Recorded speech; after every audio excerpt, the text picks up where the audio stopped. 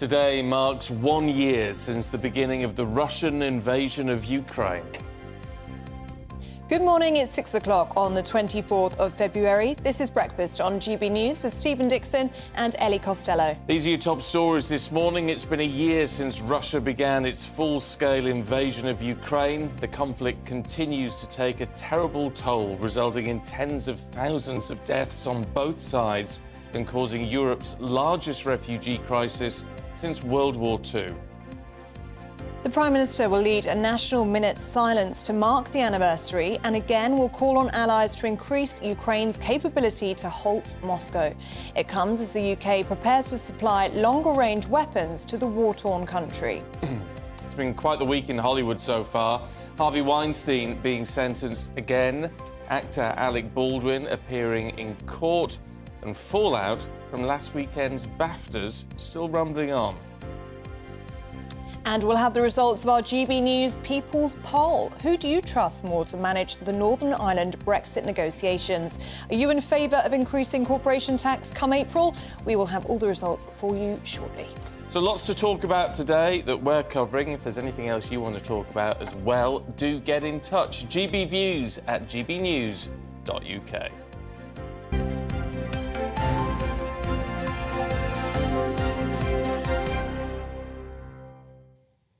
Now, today marks 1 year since Russia launched its major offensive into Ukraine. The war has resulted in tens of thousands of deaths on both sides, and as the UK prepares to supply Ukraine with longer-range weapons, it shows no signs of being resolved anytime soon. Well, alongside calls to provide Ukraine with further military support increases, the UK government is set to observe a minute's silence at 11 a.m. today. Our Home and Security editor, Mark White, has this report on the war so far.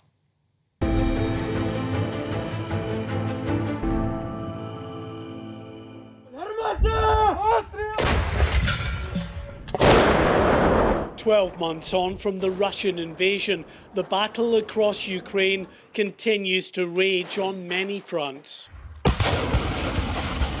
None more fiercely than here in the eastern city of Bakhmut, where Putin's forces are desperate for a symbolic victory, ahead of their major spring offensive expected any day. Hardly a building here is untouched by the months of shelling and missile strikes. The life expectancy for troops on the front line around Bakhmut isn't measured in weeks or days, but in hours. Yet somehow Ukrainian forces are continuing to hold out. As this embattled nation enters its second year of conflict, the toll on Ukraine's military and on its civilian population is unbearably grim. They are in desperate need of more aid. The US President's visit to Kyiv was the headline act in a chorus of world leaders in recent days lining up to proclaim their support for Ukraine. But the chair of the Commons Defence Committee says it's now time for those leaders to speed up their military support.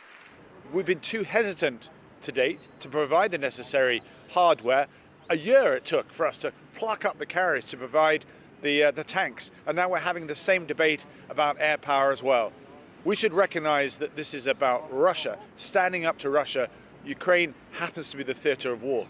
President Zelensky could not have been clearer on his recent trip to the UK. He's desperate for Western fighter jets. For now, Rishi Sunak is only offering pilot training. Any move to supply highly complex kit, like aircraft, will not be quick, according to one former general experienced in logistics.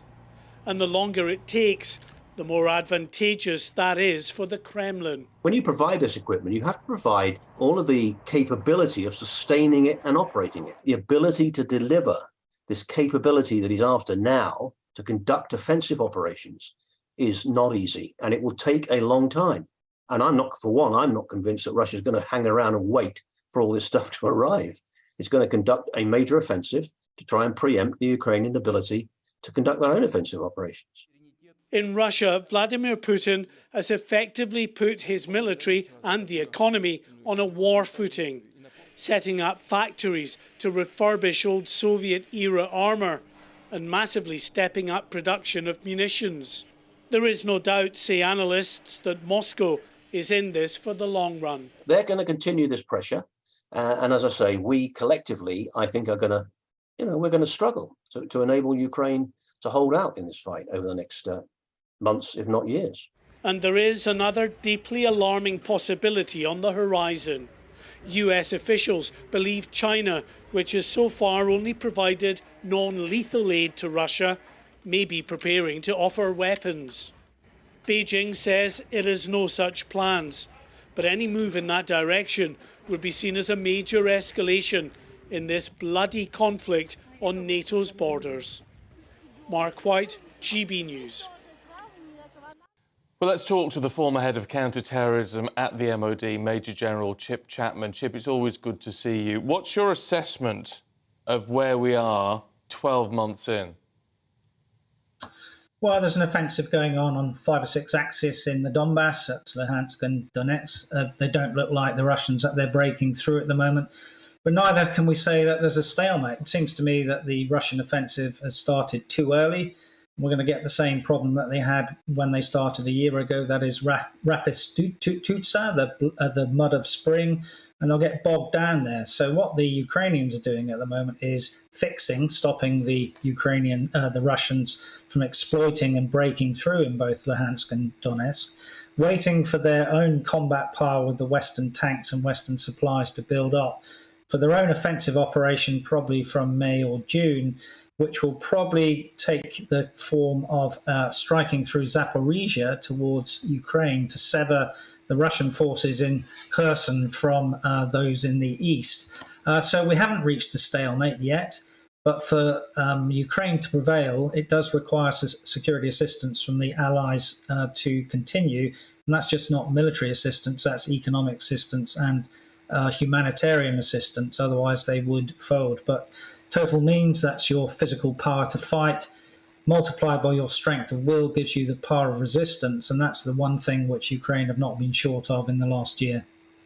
And that's certainly going to be the focus of Rishi Sunak's words today when we have that minute's silence at 11 a.m. He's going to talk about the priority for the West to send aid to Ukraine. So what's the latest with the Challenger 2 tanks? Because they have been sent, haven't they? They should be arriving in the next few weeks. But there is going to be this additional pressure that Zelensky has always asked for, is support from the air as well.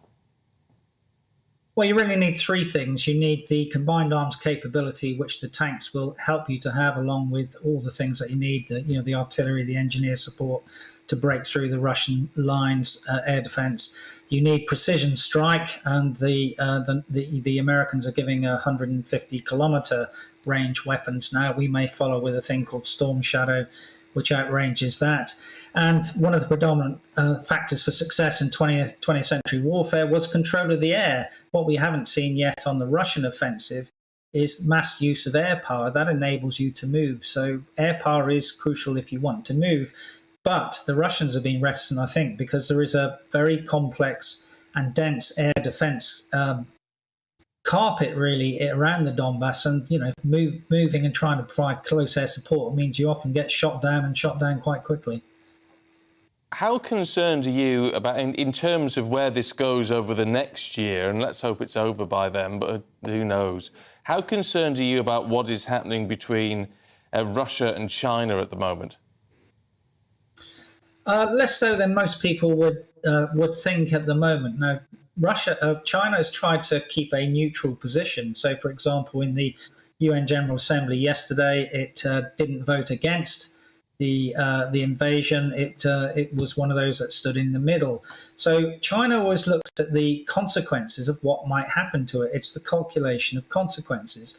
And the Americans would probably enact economic sanctions if the Chinese did support the Russians with lethal aid.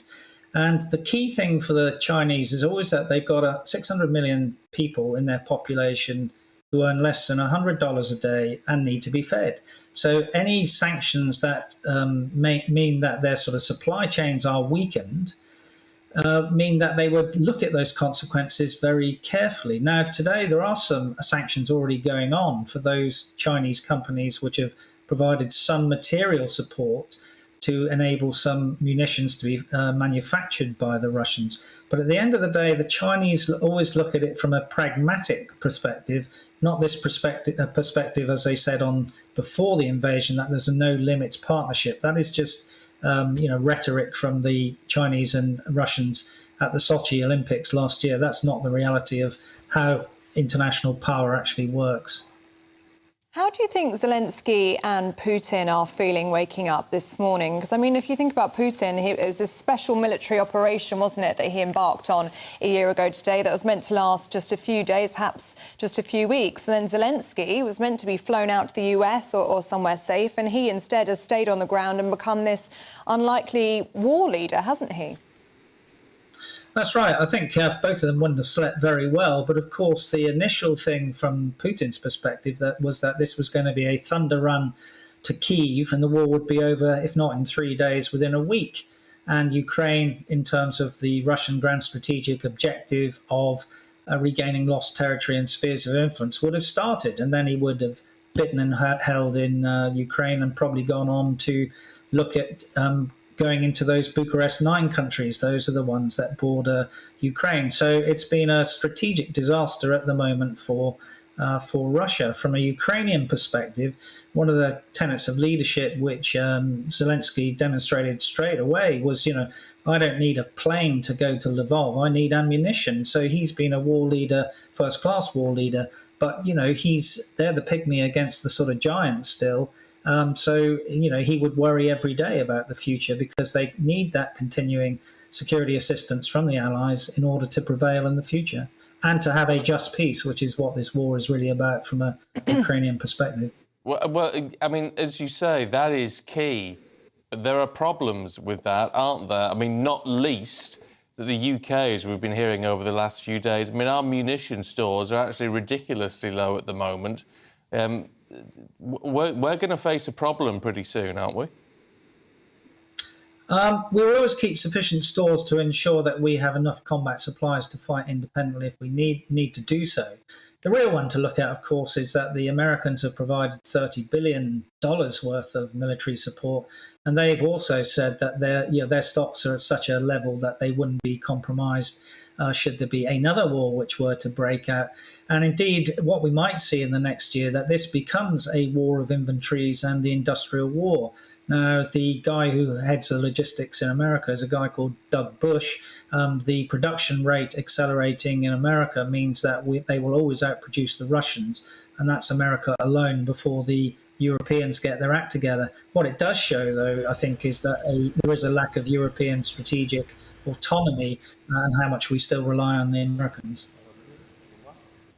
OK, Chip Chapman, really good to see you this morning. Thank you very much indeed. Thank you, Stephen. Now, let's bring you up to date with what else is going on today. And 4 men have now been arrested in connection to the attempted murder of an off-duty police officer in Northern Ireland. Detective Chief Inspector John Caldwell was shot multiple times by 2 masked gunmen while he was with his son at a sports centre in Armagh on Wednesday night. He remains in a critical but stable condition in hospital. Former Hollywood film producer Harvey Weinstein has been sentenced to 16 more years in prison after being found guilty of rape and sexual assault. Charges relate to a woman who says the incident happened during a film festival in 2013. Weinstein claims the allegations were a setup. He's already serving 23 years for a separate conviction, which he's appealing. Value products in supermarkets have been hit hardest by inflation, with prices rising more than 20% in a year. Consumer watchdog Which found this to be well over the overall grocery inflation of nearly 16%. The organisation says those most likely to be already struggling to feed their families are being most affected by this rise.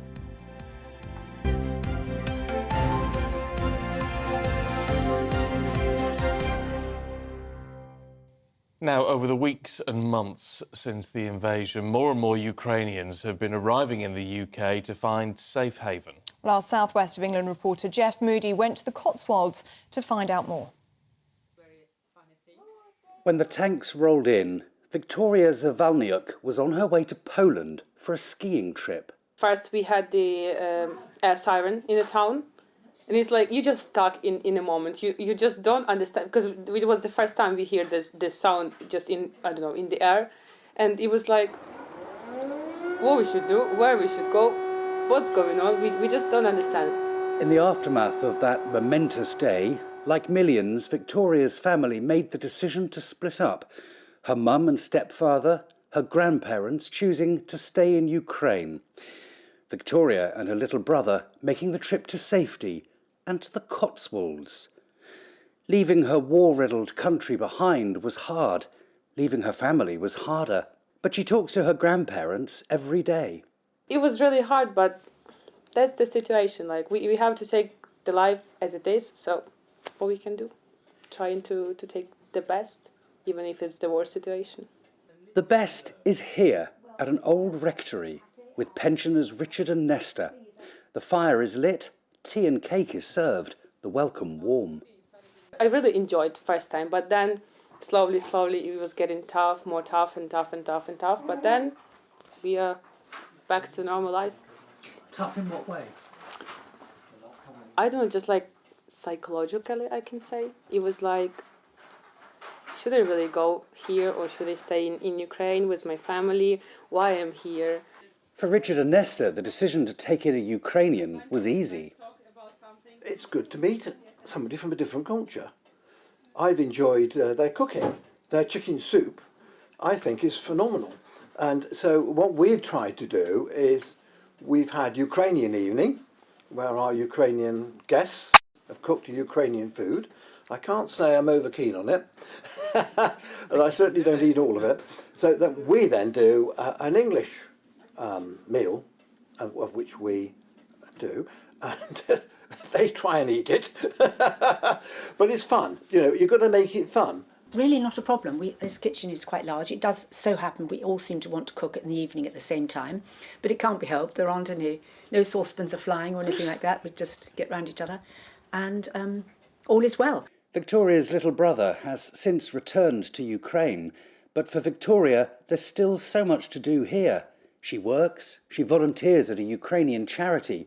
She's living the best life she can, but she's watching and waiting. Watching the war, waiting for a chance to return, and hoping. Ukraine will win. That's it. That's the one thing that can happen. We're just waiting for our victory. Until that time, she's throwing herself into English life and loving it. They try not to talk about Putin himself, but when they do, they're in agreement. Wicked, wicked, wicked man. How would he like his family to be treated the way he treats others? He's evil. But out of evil comes good, and for Victoria, Richard and Nesta, they're making bonds that will last a lifetime. Jeff Moody, GBNews. Heck, I mean, do you know what? I was on air that day when it all happened. It was me and Isabel. I can't believe it's a year. I know. And you can't believe then the way people's lives have been affected over that last year, what it has done to people. I mean, the people who've come here and gone elsewhere and are, you know, sort of picking up the pieces as best they can. But for those people who are still there, and the people who've obviously lost their lives and the families ripped apart by it all, I mean, it's horrific. And I mean, there's pretty much nobody in Ukraine who hasn't been affected by this. I was meeting refugees this week who've come to the UK, quite similar to Jeff Moody's package there. And there's a couple of women here who are here with their children. And I was talking about them eventually going back. And they said they can't plan. Of course you can't plan, because you don't know when it's going to end. And it's just, like you said, the lives have just changed forever. Remarkable, really, that it's been a year. I'll tell you what, whatever we moan about in this country, and there's plenty to moan about at the moment, as there is in all countries, actually. However, we need to count our blessings a little bit, don't we? I think at times, and realise where we are and how we're doing compared to some other places in the world. Look, we've got much more to come, including the results from this week's People's Poll, right after the break.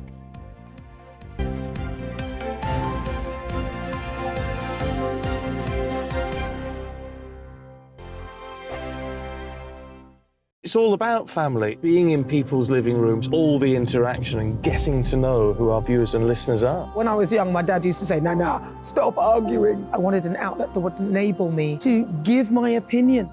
People are going through a really hard time right now, and I know that you don't feel like you're being listened to by the establishment. I came to GB News because it's the People's Channel, and I want the audience to have their say on the events of the day. We're dynamic. We do something different. Democracy shows that the wisdom of the nation is in its people.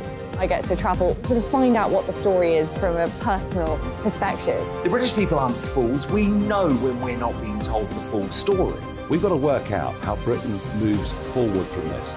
It's the best country in the world. The establishment had their chance. Now we're here to represent your views. Britain's watching. Britain's watching. Britain's watching.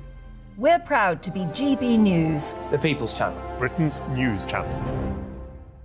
Hi, Andrew Pierce here. Join me every Friday lunchtime for a proper no-nonsense debrief of the week's events. With special guests in the studio and the GB News team on the ground, I'll be getting you up to date with news, some intelligent discussion and my own sharp take. The weekend starts here with me every Friday lunchtime on GB News, the People's Channel, Britain's news channel.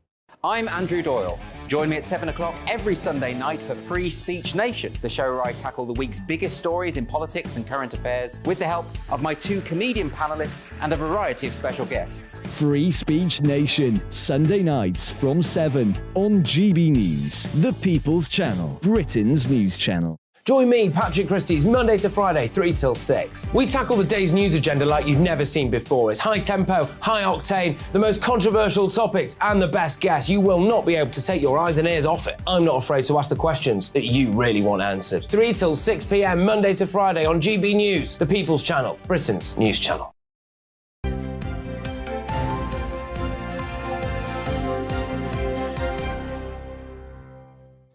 It is 6:22. You're watching and listening to Breakfast with Stephen and Ellie. Some of you getting in touch already this morning. Morning to Liam in Newcastle, who says the story in Ukraine is heartbreaking. When will we be able to see the peace? I mean, it's up to Putin. Do you know what? That's up to Putin, isn't it? Really is. And that's what I meant by that question to Chip Chapman earlier. I wonder how he's feeling. Because, you know, he thought this would be a few days or a few weeks at most, and we're a year in and it's nowhere near. He's failed. He's underestimated the strength of Ukraine and the strength of the West, I think. So, you know, where does it go from here? Kate's been in touch as well and says we should do more to support Ukraine. They are really struggling. And I think they are, but it's a case of what more can we do at the minute? I mean, I think there is a real concern about the amount of munitions we're sending because of what's left here in the UK. And so, look, you know, we're not at war with anybody else at the moment, but we've got to have those supplies in. I think we need to up production. That costs a lot of money. Yes. It's all about the money. It is. This is the problem, and we're a bit short. And we have got the Minister of Defence, Ben Wallace, on the programme a little bit later on. That's about 9 o'clock this morning. And we can ask him these sort of questions. I mean, will we be sending more ammunition? And what's that mean for our own supplies as well? We've got to think about our own defence, of course, as well. So we will put those questions to him. Now, it's 23 minutes past 6, and it's time for the latest GB News People's Poll.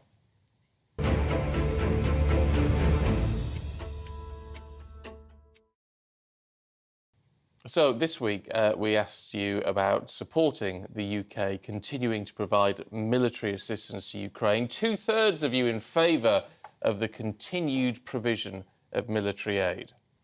On who is trusted to manage ongoing Brexit negotiations regarding the Northern Ireland Protocol, 12% said that Rishi Sunak was the man for the job, compared to 16% for Sir Keir Starmer. 36% said neither were cut out for it. It's a bit of a blow, isn't it? More people in support of corporation tax rising from 19 to 25%. 2 in 5 saying they support that increase, which is I think a bit of a shocker in all of that, because in terms of the economy and growth, which everyone says they want, having a lower corporation tax encourages growth. I know people think big business, don't they? But actually, it's the little businesses that are going to be hit by that the most. Yeah, absolutely. When asked who would be best to manage the British economy in the years ahead, 18% voted a Conservative government with Rishi Sunak, while a third said a Labour government with Sir Keir Starmer would be a better fit. On who to vote for then in the next general election. Labour got 46%, the Tories 20%. Finally, on whether to vote or not in the next general election, 55% said they were certain they would vote in the future election. Interesting, That isn't is it? very interesting. Always is. GB News People's Polls, always very interesting. And for more analysis on the latest poll, we are now joined by military historian and defence analyst Chris Newton. Good morning to you, Chris. Let's start with the British public's support for military aid to Ukraine. Two-thirds, 66% of the public strongly support the continued provision of military aid. Did that surprise you? No, and it ultimately makes sense, because if we continue to provide Ukraine with military aid, then that helps prevent Putin succeeding in Ukraine. It also, and if Putin succeeds in Ukraine, then that would send a very strong message to not only to Putin but to other authoritarian leaders that aggression pays. And essentially, if we have a world order where invasions, annexations become the norm, then that will create further instability. And what happens in the world, given that we're an island nation, given that we're a net importer of energy, given that we're reliant on the sea for trade, 95% of our trade comes via sea, then what goes on in the world affects us, as we're seeing at the moment with prices and what's going on in Ukraine. So it's encouraging to see that the British public has a good grasp of what's going on, and our right to be concerned about the situation, and continues to support British military aid to Ukraine. Interesting, though, isn't it, how our attitudes have therefore changed when it comes to all of this? I mean, everything that went on in Iraq and Afghanistan, we were told, this is ultimately for our own security. And yet, your support was very low for that action. I mean, obviously, that was boots on the ground. It was different, but nevertheless, because this is hitting us in our pockets, we seem to really woken up to the fact that we are affected by these world events directly. Yes, I mean, that's true. And you've also got the situation where we have a conventional war in Europe. It's clearly visible, and clearly the amount of destruction that's taking place. Your report earlier on refugees, really brought home the human aspect, and the fact that this is going on our continent. And as I mentioned, or as I alluded to earlier, you have the prospect of, if Putin succeeds in Ukraine, then his ambitions doesn't end there. He talks in the past about restoring Russian historic lands, restoring old Russian empires, and therefore it's the British public really can see that this affects the continent of Europe, and therefore this is close to home. What do you think will happen next in terms of aid? We know that Rishi Sunak is going to talk today about it being the West's priority to continue to send aid to Ukraine. We know about the tanks that are going across from Europe. But Boris Johnson wading into all of this, he's stepping up calls for Britain to supply fighter jets next. Do you think that's what we'll see next? Yeah, I mean, Sunak has already announced training for Ukrainian pilots. In terms of fighter jets, I mean, although I'm supportive in principle of supplying fighter jets, there are technical issues with the Typhoon aircraft. It's a very complex, advanced aircraft. It will take months of training.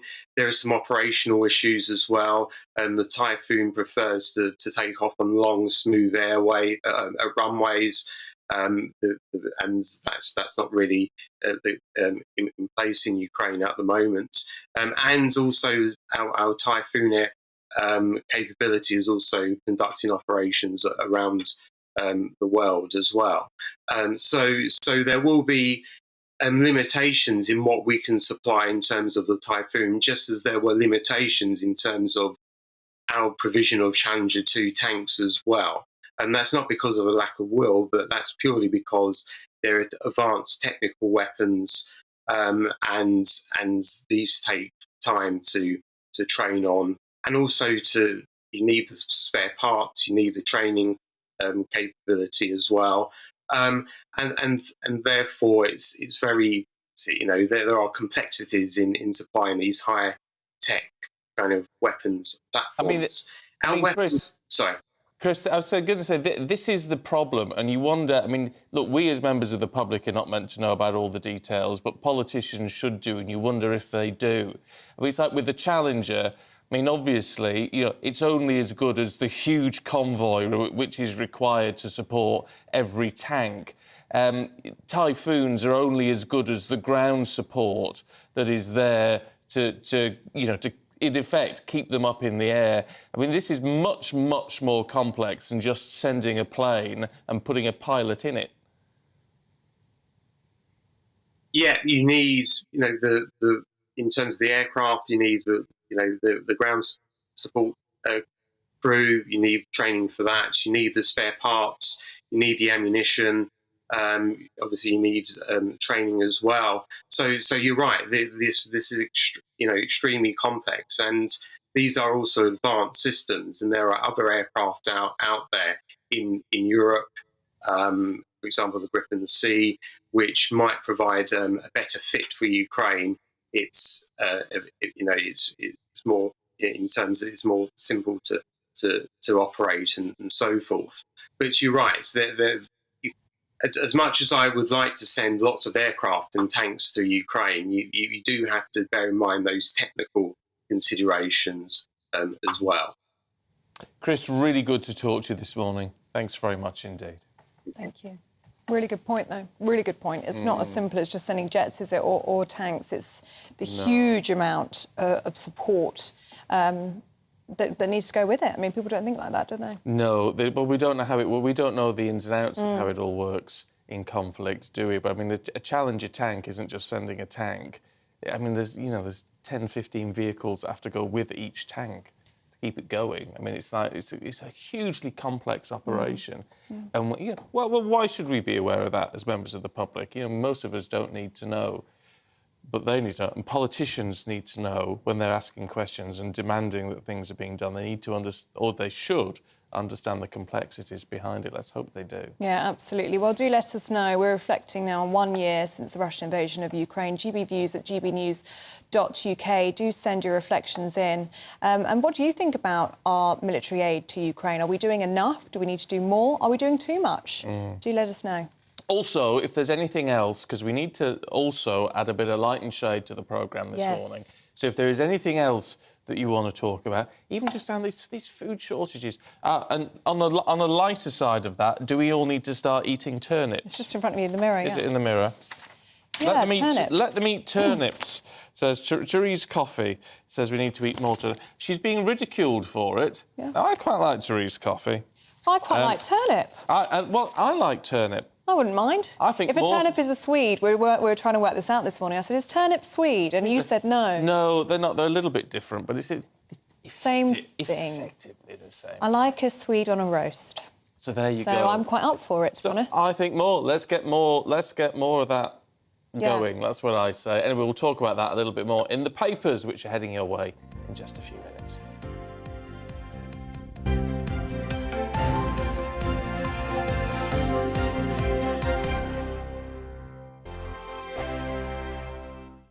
We are GB News, the People's Channel. And right across the United Kingdom. You can find us on Sky Channel 512. Virgin Media Channel 604. Freesat Channel 216. Freeview Channel 236. And YouView Channel 236. You can also take us with you on DAB+ radio. With the GB News app and at the website gbnews.uk. We're absolutely everywhere. Come join us on GB News, the People's Channel, Britain's news channel. Join me every Sunday at 6 p.m. for Gloria Meets. In exclusive interviews, I'll be finding out who our politicians really are and what they really think. It's something that you would never want anyone to suffer. I didn't know what channels there were. B, I didn't think I'd be believed. I must have weighed about 7 stone and I'm 5'8". My instincts was to sort of cover this up. I mean, clearly that was a mistake. Join me every Sunday at 6 p.m. on GB News, the People's Channel, Britain's news channel. Monday to Thursday on GB News, it's Bev Turner Today from 10 a.m. We're going to be here for you, our GB News family, to keep you up to date, but also make you smile. The guy went from puberty to adultery. And I can't wait to bring a few of my own opinions. I have no time for cultural totalitarianism. We'll engage in passionate, but always polite debate, with your thoughts and opinions at the centre of it all. Only on GB News, the People's Channel, Britain's news channel. Hello, I'm Michelle Dewberry, and you can join me every weekday 6 till 7 on Jubes and Kerr. You're an inspiration to us all. Clip that bit off. Well, you are. That's my ringtone. My political ambitions those days are gone, I can tell you. She's only teasing. Go on. He's probably going to want to lay down now. I'll give him 2 minutes to have one. Let's respectfully disagree. That's what we like on Jubes and Kerr. Come and join us. GB News, the People's Channel. Michelle Dewberry, weekday evenings at 6 o'clock.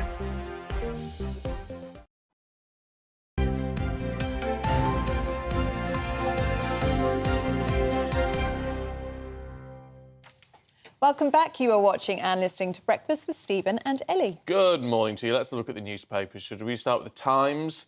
It leads on Ukraine's year of blood as the Prime Minister urges NATO members to supply Ukraine with former Soviet jet fighters. The Mail also draws attention to the anniversary of the Ukrainian conflict, as well as the Queen Consort's swipe at the recent Roald Dahl censorship. In the Eye, we're told ministers are planning to relax their hardline positions towards striking NHS workers. The Sun dedicates their front page to the late football commentator John Motson, who died yesterday at the age of 77. And the Star says, let them eat turnips, as Therese Coffey is criticised for her comments regarding Britain's salad shortage. Well, time to go through the papers now, and joining us this morning is broadcaster Liz Kershaw and senior reporter at the I newspaper, Benjamin Butterworth. Good morning to you both. Morning. Lovely to see you this morning. And Liz, let's start with you, shall we? This is in the Daily Telegraph. The Archbishop of Canterbury's warning that Russia must not be treated like Germany. Tell us a bit more about this. Yeah, well, I always think a bit of history puts things into context. So, at the end of the First World War, we got the Treaty of Versailles, where the generals from each side and statesmen met up in a railway carriage in a forest. And basically, Germany was absolutely humiliated, crushed economically, politically, in every sense. And that caused problems and actually directly led, in fact, to the Second World War, because in 1933, Adolf Hitler led the Nationalist Party, the Nazi Party, to victory by promising the German people pride, prosperity again. And, of course, they were gagging for that. And then he, became aggressive in invading other countries, and we got involved when they invaded Poland. And it was a disaster, really. And looking back, people said we must never, ever behave towards a defeated party in a war like that again. In fact, after the Second World War, the reparation package of the help that Germany was given was so great. People like my granddad, who'd fought against the Germans in the Second World War, said, I don't know why we bothered. They're doing a lot better than we are now. So that's what he's referring to. But I think he's been a bit premature. I think it's hardly... we're hardly at that point in time in history, are we, where we say, right, that's all done and dusted. Now let's see how we treat the Russians going forward. It really is premature. And, it's been very virtuous and signalling it, but is it relevant on the first anniversary of the war where we're talking ramping up armaments? I suppose there is the sense, isn't there, Benjamin, in all of this? I mean, right from the very beginning, it was made clear. I mean, Boris Johnson, as Prime Minister, was speaking in Russian, wasn't he, saying, we are not against the Russian people, so perhaps he's just reinforcing that point a year on, that we are not anti-Russian, we're just anti in effect, anti-Putin. Yeah, and you know, I have quite a number of Russian friends in this country whose family live back in Russia, and they're mortified by what's going on. They're actively speaking against it, which they can by living in this country, and their families are being damaged terribly by the consequences of Putin's actions. And actually, in the Daily Mail today, they've got polling from Russians, from Ukrainians, from Brits, from Americans, and what's interesting is that only 57% of people in Russia think that their special military operation, as they call it, as Putin calls it, is going well, which is quite incredible because you think about the propaganda machine that Putin has, the idea that barely half of them actually think it's a success. I think that shows that the average Russian is able to pick up on the kind of muddle that is going on right now. It's getting through to the reality. Meanwhile, if you go to Ukraine, it's 70 or 80% of them who think that they're doing a good defence of their country. Yeah. Well, yes, I mean, that's in the Mail, isn't it? This poll saying there is soaring hope among 69% of Ukrainians. Yeah. Now, I just think that's really interesting because their whole attitude, the national attitude, has been, frankly, extraordinary. I mean, unusual. It has. But it's worked to their advantage. I mean, they are doing exceptionally well. You know, it may be a long way from victory because it's a war of attrition, but, you know, friends of mine that have been in Ukraine, and a couple of them who are there at the moment, they talk of how everybody on every street is doing what they can, is going up to journalists and helping them in any way to get the story out. They understand that they need the world's support. And actually, one of the things in this poll of the Daily Mail is that half of Britons and half of Americans support having jets, supporting that air capability that Zelensky's been asking for, which is, you know, it's just over half. And, you know, that's interesting because I think in any other modern conflict since the Iraq War, you wouldn't have found that kind of public support in countries like ours for spending that money. What do you think it is then about the Ukraine conflict where there is so much support? I mean, as you were pointing to earlier, Stephen, I mean, it wasn't the same for Iraq and Afghanistan, but we are seeing that British support for Ukraine. Do you think it's because it's on our doorstep? It is right on the corner of Europe. And also, we've not got boots on the ground. Yeah. No. Yeah, I think if you ask people, would you be OK for your son to be sent over there as a squaddie, fighting, you know, face to face, the answer would, I'm a mother, definitely not. So it's easy to say, oh, yeah, send these F-111s or whatever they're called, and our top pilots, but if necessary. But yeah, ideally, that would be great. But I think that what it shows about the polls in Ukraine is what difference an inspirational leader can have.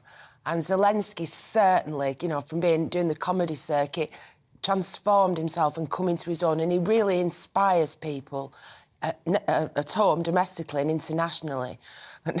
Something we might be lacking here. You were saying earlier on, you know, we've got a lot. We think we're in a bad way. Look at what's happening over there. I think we do have a down on our own country because we haven't got that kind of inspirational, motivational leadership. He even surprised them. I was filming with some refugees this week and I asked one of them about Zelensky and I said, what do you make of him? She burst into tears. Yeah, I and saw she was that. Like, this time last year, he was like a laughing stock, really. Yeah. You know, he's a comedian, he's an actor, wasn't taken very seriously, and he just stood up to the plate, said he completely transformed his personality, and they're so grateful that it's him. I mean, yeah, I mean, he clearly is an exceptional leader, and one of the things that Putin's Russia had been excellent at to some extent, or good at trying, was this propaganda. It was using social media to try and spin all sorts of conflicts. It was using news outlets that they would fund around the world.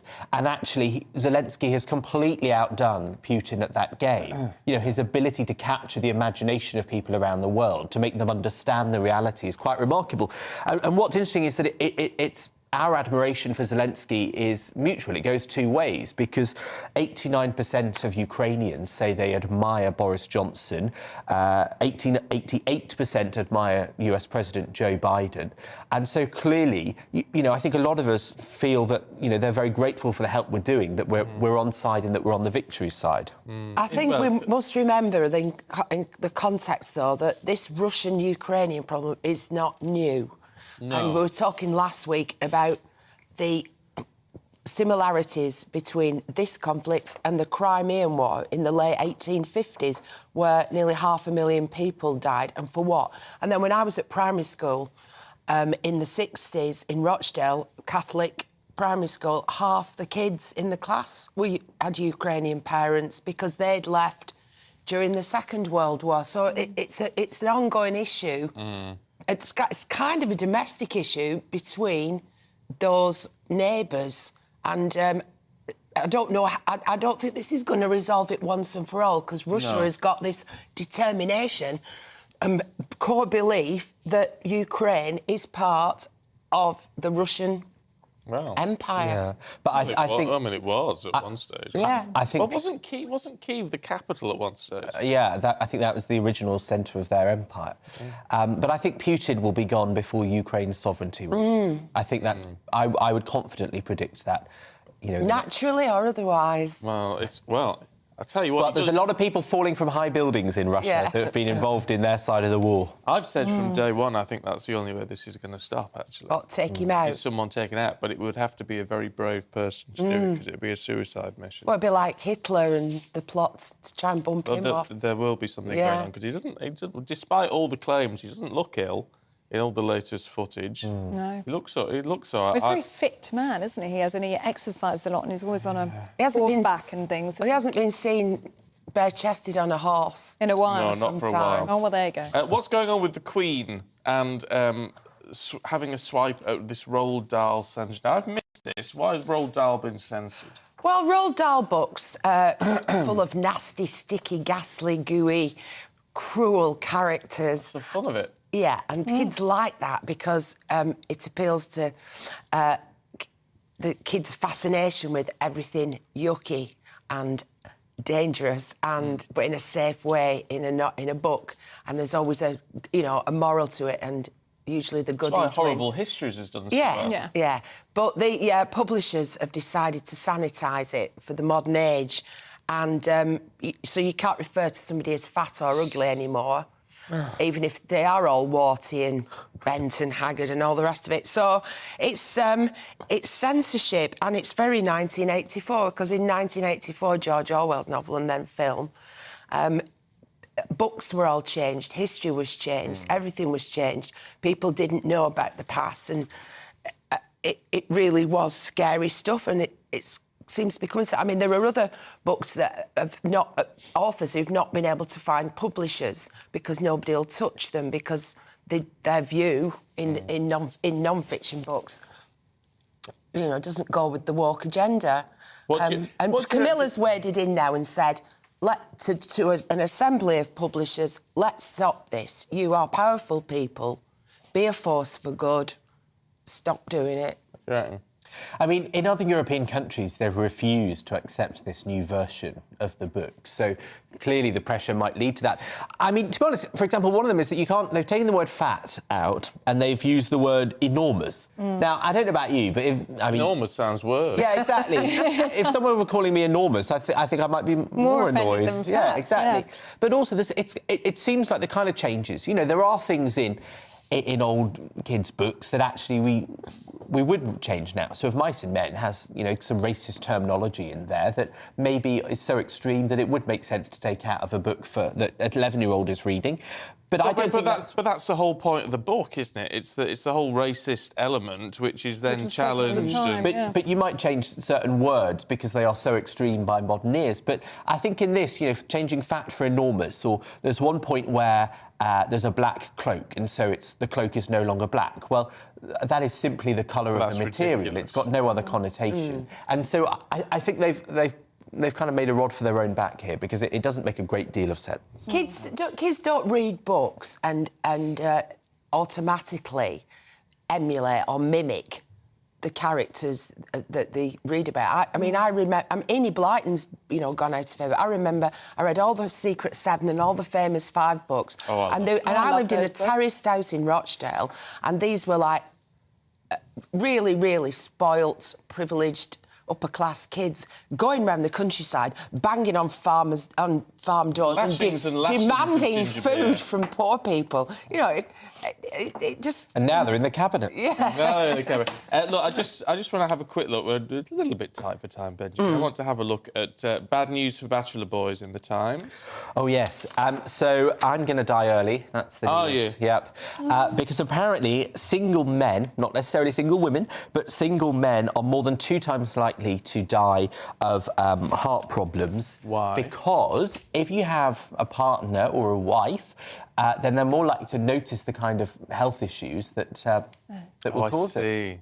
And men are particularly bad at having those things going unnoticed. So you're I'm 2.2 times more likely to drop dead because I'm single. So, you know, if anyone wants to marry me, it will save my life, apparently. Yeah, I think you need somebody, to be honest. There was another survey this week that if you are lonely or you live in a dirty house and there are other factors... God, I've got no hope. Then you're going to die early. So if you're 70 and you're married and loved up and looked after, you can expect to live another, 15 years.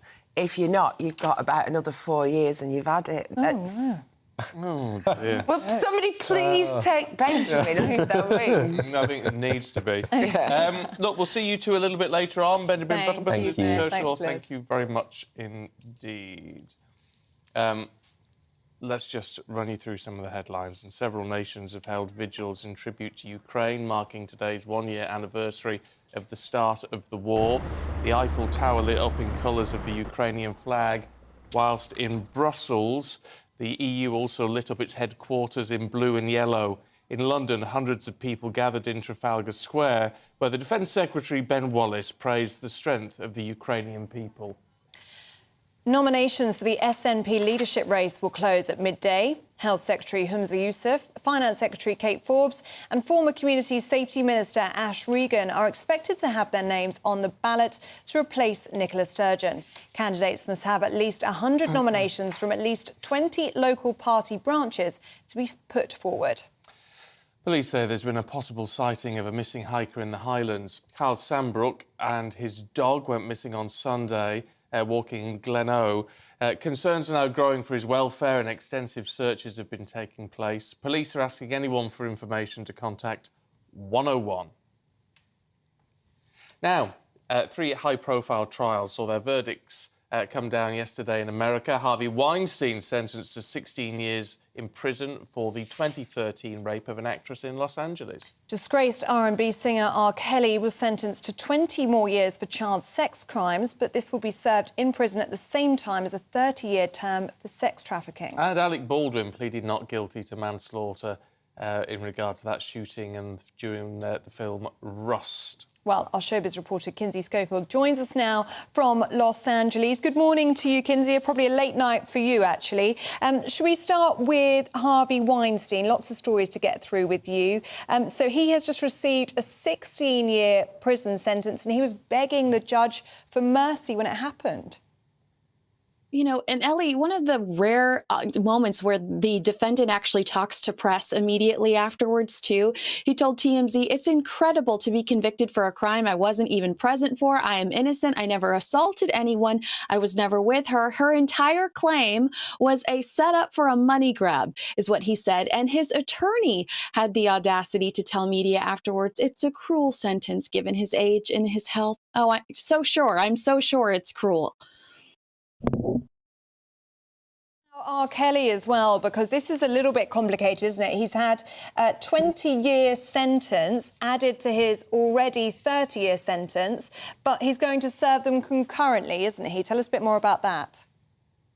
That's right. And this is a situation where his attorney spoke to TMZ immediately after that sentence and actually described them as, feeling pretty good about that sentence. She said it was a good outcome because the sentence was mostly concurrent, just one additional year added.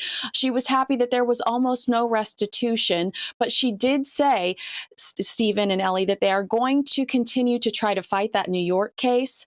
Now, specifically with R. Kelly and Weinstein, I imagine that there are people that are going to bed a little bit more comfortable, this evening. It's been decades of secrecy and silence. But I'm sure that there is some element of closure that's felt, but realistically, these are two individuals that have the money and the power to continue to fight both of these verdicts, both of these sentences. And then we've got Alec Baldwin, who's pleaded not guilty. I mean, this is actually, in some respects, a much more complicated issue, isn't it? Yes, sir. And this is actually... Now, he submitted a not guilty plea, but the trial has not actually started yet. This was the day before he was supposed to be arraigned. He was supposed to be arraigned today, Friday. The court ordered Alec to not drink. He's not allowed to possess a gun, and he's actually not allowed to talk to any of the witnesses or anyone associated with the case unless it's regarding the continuation of the filming of Rust, the movie, which is actually being moved out of New Mexico and to Montana. He's had a lucky week regarding this case, if I'm being honest with you, because the DA dropped that gun enhancement charge. An amendment was made 7 months after the shooting, and that amendment really didn't apply to Alec Baldwin. His attorney fought it, and this is a win for him because if they had been able to pursue that gun enhancement amendment, he could have spent 5 years max in jail over this shooting, this involuntary manslaughter charge. But because they've had to remove that, it's 18 months tops. And if we're being realistic, the judge might not even give him that much time. He could get probation. OK. Look, Kinsey, thanks very much indeed. We're going to keep you up to date with the 1-year anniversary of the war in Ukraine. All the details in just a moment. Hello there, I'm Greg Dewhurst. Welcome to your latest broadcast from the Met Office. Cloud and patchy rain sinking south through the day ahead. Sunshine will follow though, but starting to feel fresher for everyone.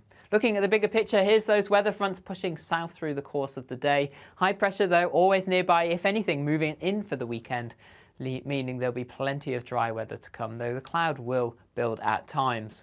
Cloud across the central swathe of the UK first thing Friday morning, patchy rain and drizzle.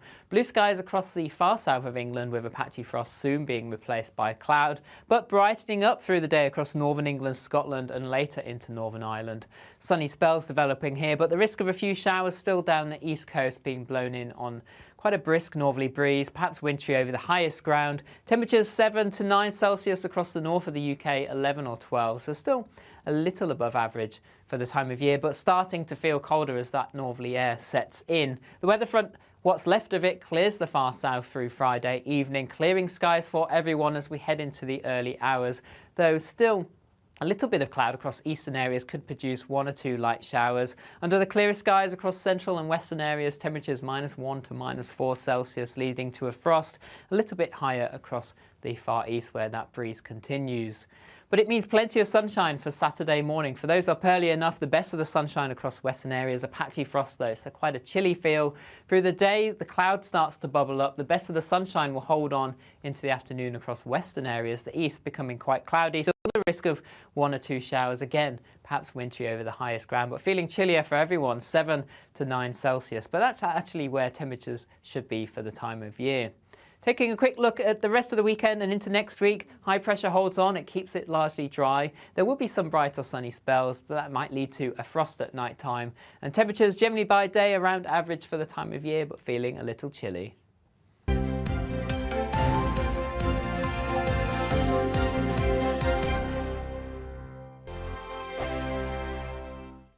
First and foremost, I am a GB News fan, and I was before I was working here. Just love the fact that we're asking the questions that a lot of establishment media won't ask. With a bit of a twist, we not only want to inform you, but we want to keep you entertained. It's worth the drive because you get in and the team's all ready and waiting, they're itching to go, and it's a proper little family. GB News is the People's Channel. It's the audience that makes the programme sing. We're giving our viewers and our listeners a voice. I see the thousands of your letters, tweets, emails, you name it, coming in. Britain is broken.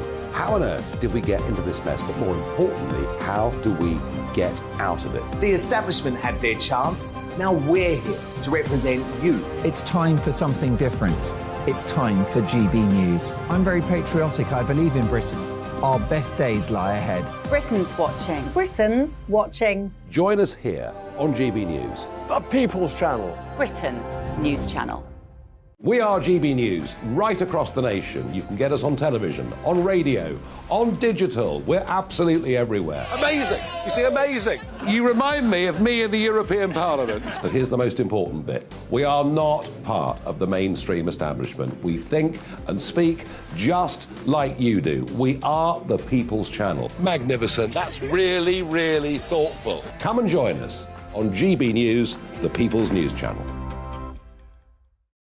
Monday to Thursday, 9 p.m. till 11 p.m. Join me, Dan Wootton. I'll bring you the sharpest takes and hottest debates. Do you not believe in prisons? I don't believe in prisons. I'm completely stunned. I guarantee you there'll be no spin, no bias, no censorship. I actually was personally quite offended by it. And no reason to go to bed. So I guess they've always been quite woke. That's Dan Wootton tonight on TV, radio and online. Monday to Thursday from 9 p.m. till 11 p.m. on GB News. The People's Channel, Britain's news channel.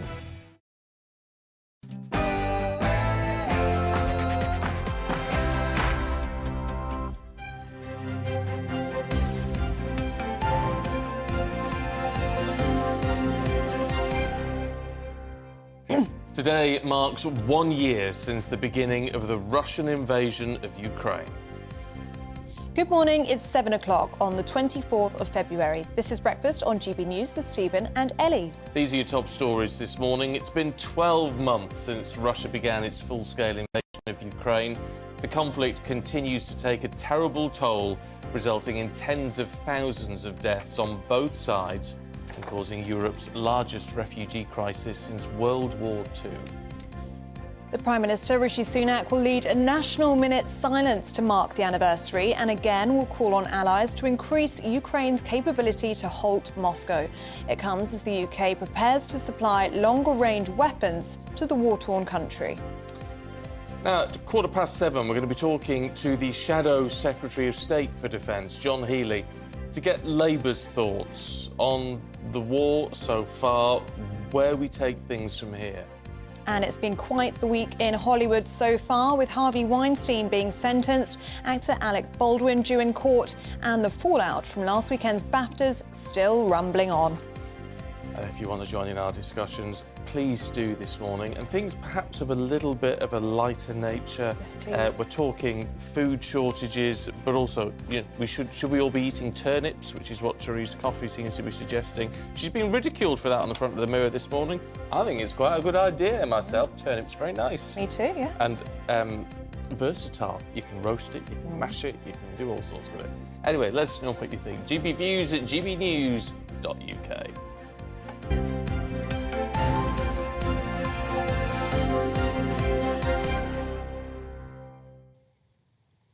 Now, it's the first anniversary of Russia's major offensive into Ukraine. The war resulted in tens of thousands of deaths on both sides so far. And, of course, it shows no signs of ending. Now, as the calls come in to give Ukraine longer-range weaponry, the costs of the war are being felt in households up and down the country and, indeed, all over the world. Our economics editor, Liam Halligan, has this report.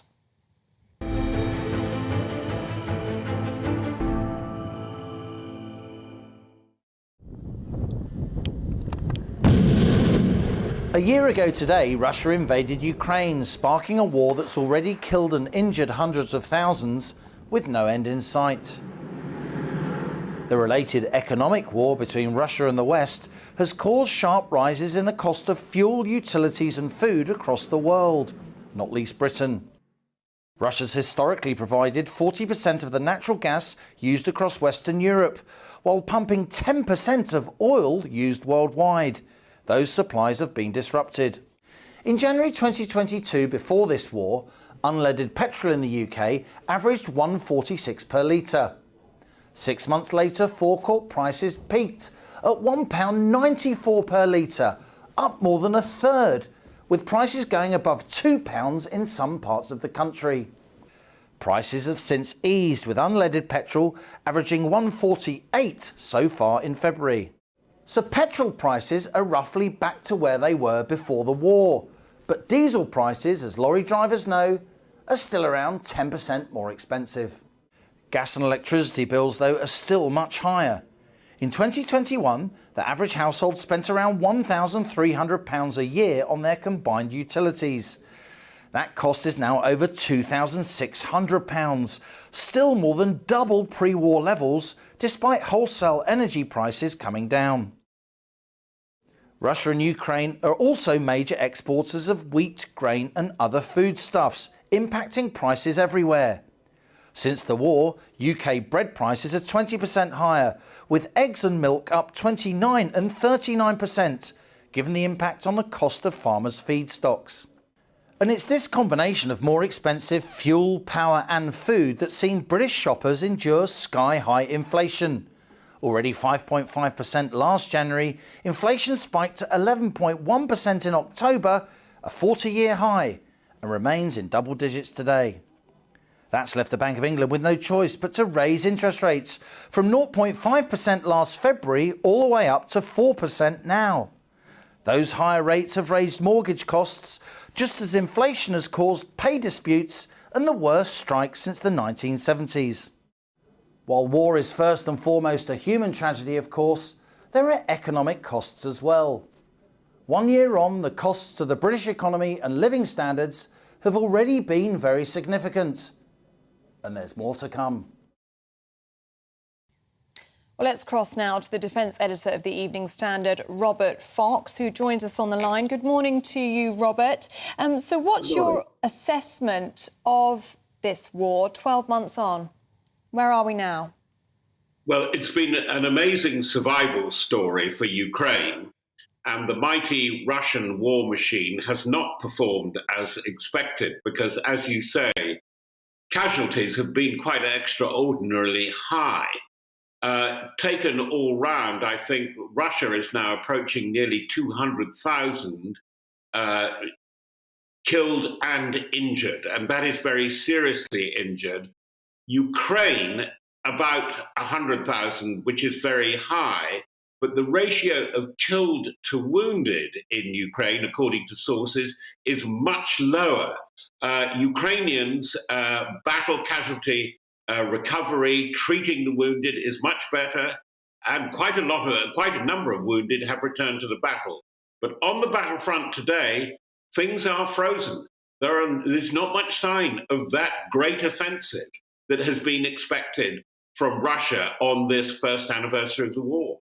Which is, in some respects, a concern. I mean, in some respects, it's a relief. In other respects, a concern, Robert, because you do wonder what is coming next. What has Putin got up his sleeve? Because he's not the sort of man who is just going to sit by and let this fester on, is he? Well, he's going to go on. And that was his message of his 2-hour speech to assembled parliamentarians and the leaders of the Russian power structure. They were all there, the military leaders and his ministers. He was saying he wants Donbass at least. He wants Novaya Russia, which is a sort of vague term for a strip of land which could go as far as certainly Mykolaiv, the big port dockyard. And he didn't mention it. Are they going to go on to Odessa? He's already started meddling in Moldova, making claims there. What I'm saying is he going to try and cut Ukraine off from the sea, from the Black Sea? That is a very serious strategic situation, and anybody that is an ally of Ukraine cannot tolerate that. This is why this war is serious. It's a regional war. It's got global ramifications, as you say, but there is always the danger with Putin, as you rightly say, is that he could up the ante and it could spill over. It could spill over, I think, more likely by accident rather than intention, but it is still a very, very high risk. And what Putin has done is he's put on the Western allies a real test. Are you really going to stick this one out? How long are your peoples going to go on? I'm gathering support in the South, as it's called, the global South, in the Gulf, in Africa. And way down, he was naming his two great allies, two great regional allies in his speech, India and Iran. He's going to go on, cost what it may to the Russian economy, and it's costing an awful lot.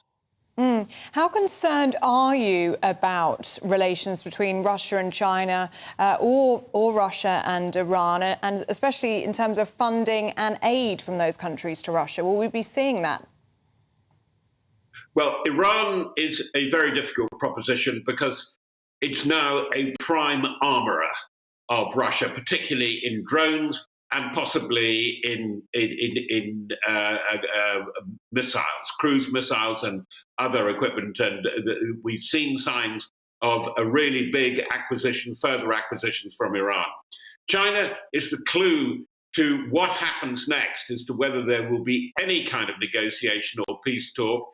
I don't think, and I could be completely taken ambush this weekend, I don't think that China, talking of solidarity, our lifelong pact with our brothers or our cousins in Russia, they're not going to provide arms yet, because almost as much as anybody in the Western alliance, Xi Jinping sees Putin as a troublemaker, as a disruptor, and disrupting things that China really wants to go better, namely trade with Europe and trade throughout the Pacific area, but particularly trade with Europe. He doesn't want to upset Europe too much.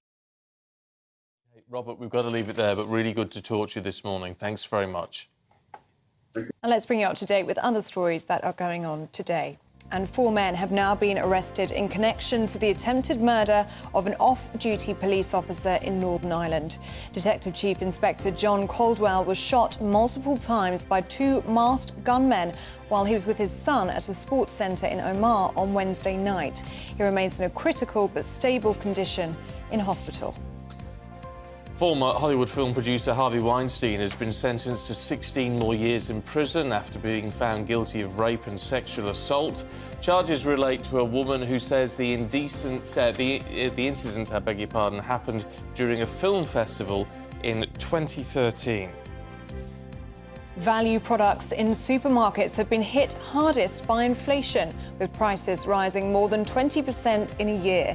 Consumer watchdog Which found this to be well over the overall grocery inflation of nearly 16%. The organisation says those most likely to be already struggling to feed their families are also being most affected by this rise.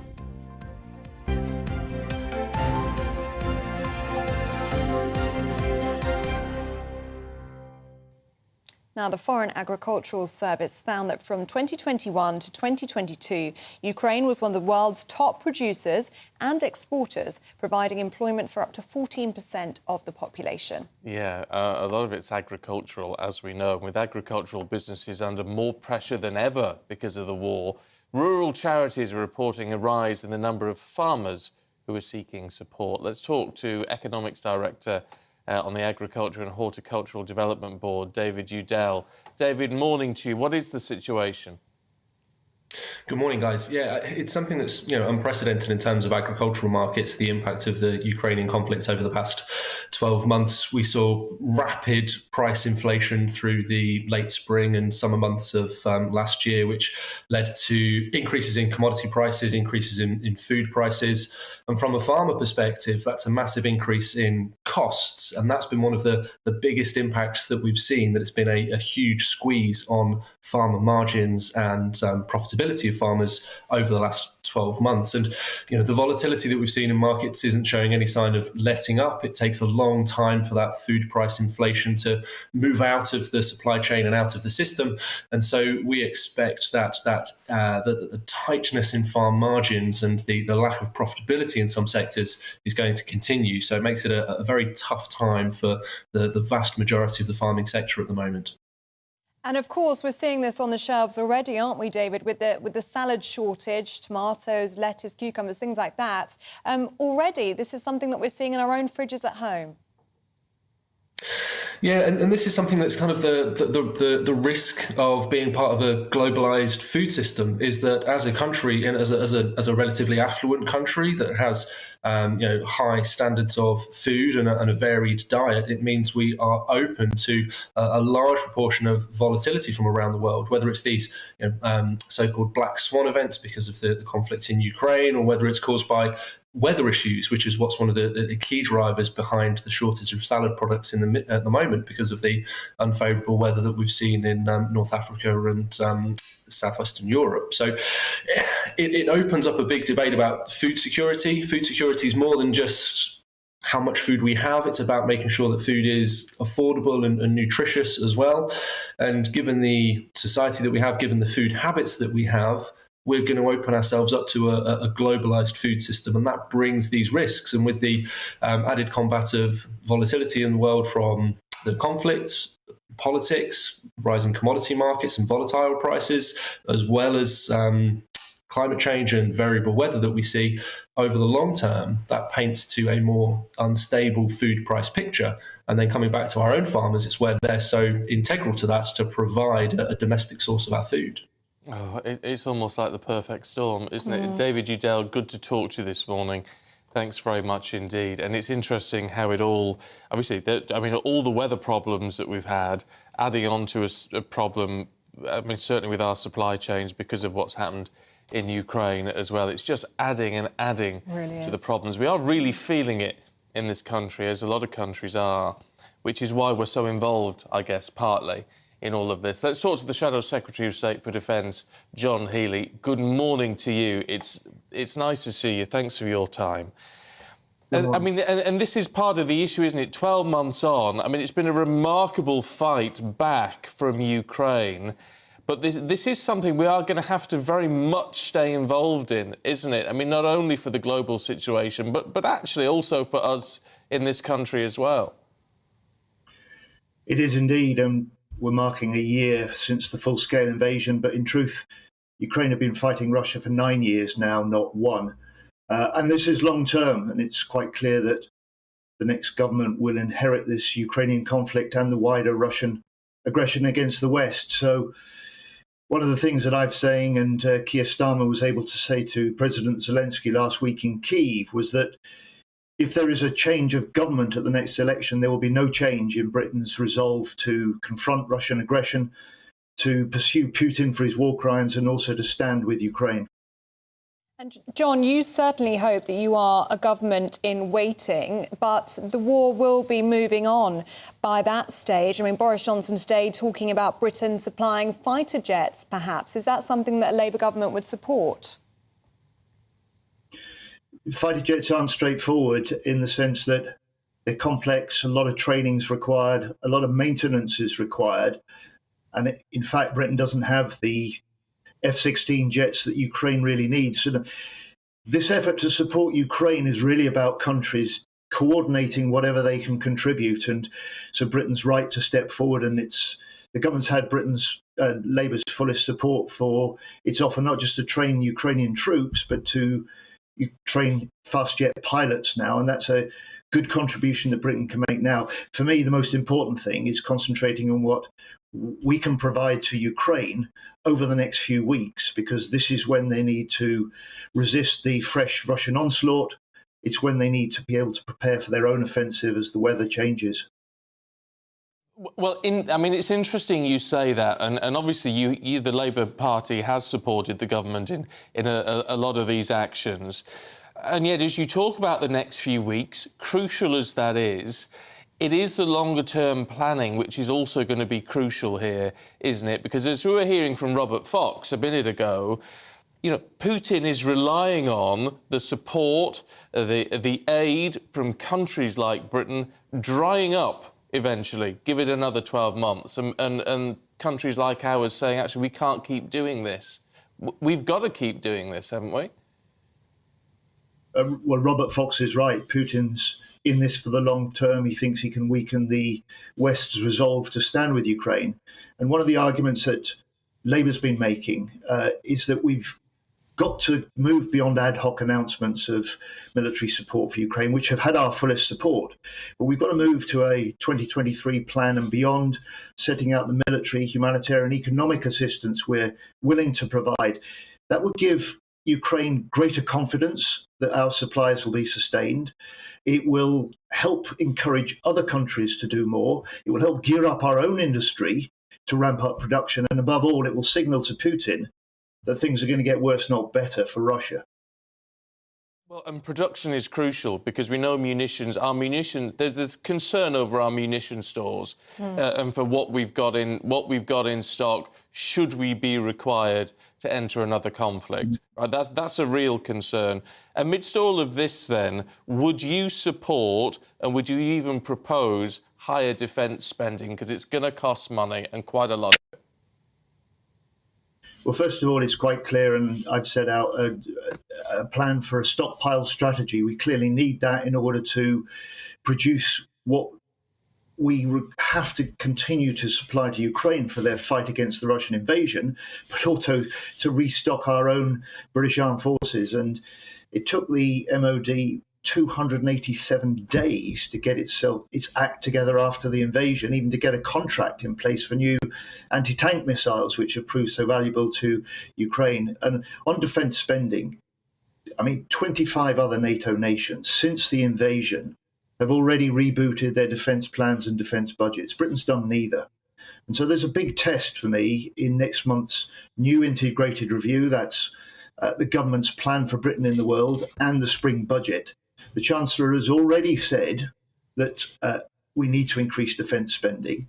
And these two tests next week will really tell us whether the government's able to take the big decisions needed to secure our support for Ukraine, but Britain's security for the long term, or whether they're really too worried about the week-to-week survival to take those big decisions. OK, John Healey, we've got to leave it there, I'm afraid. That's John Healey, Shadow Secretary of State for Defence. Thank you so much for your time this morning. Interesting. Isn't that interesting? Because effectively, read between the lines there, and he's saying Labour would spend, it'd have to be a significant amount more on defence. So it's not to say the government won't come up with that additional spending in the next budget or the next defence review. However, that from Labour, I think, is quite interesting. Yeah, but it's not an area where, particularly when you poll all of these things, Labour and defence is not a particularly strong area. In a way, maybe that's shifting. Yeah, perhaps, the People's Poll, GBNews People's Poll out today, huge support for sending aid to Ukraine. So perhaps Labour are aware of the public support for that. Lots of you getting in touch this morning, so do keep them coming in. Yeah, just interesting. Just sort of off the back of that. Anne in Norwich, hi Anne, says, I for one want to give Labour a try. Tories are beyond dreadful at the moment. Maybe it's things like that which will change your perspective slightly on whether you think, because obviously a lot of people have sort of, dyed in the wool red or blue, and it's the people who change their mind who decide who governs the country, essentially, isn't it? Yeah. And Steve's been in touch saying Ben Wallace, Defence Secretary, says war is coming to the UK within the next 7 years. I am getting worried about our defence suppliers, which is, of course, what you were speaking about. We're going to be talking to Ben Wallace, Secretary of State for Defence, a little bit later on this morning, so we'll get some answers from him. But coming up, we're going to be talking to an Army veteran about the impact of PTSD on soldiers.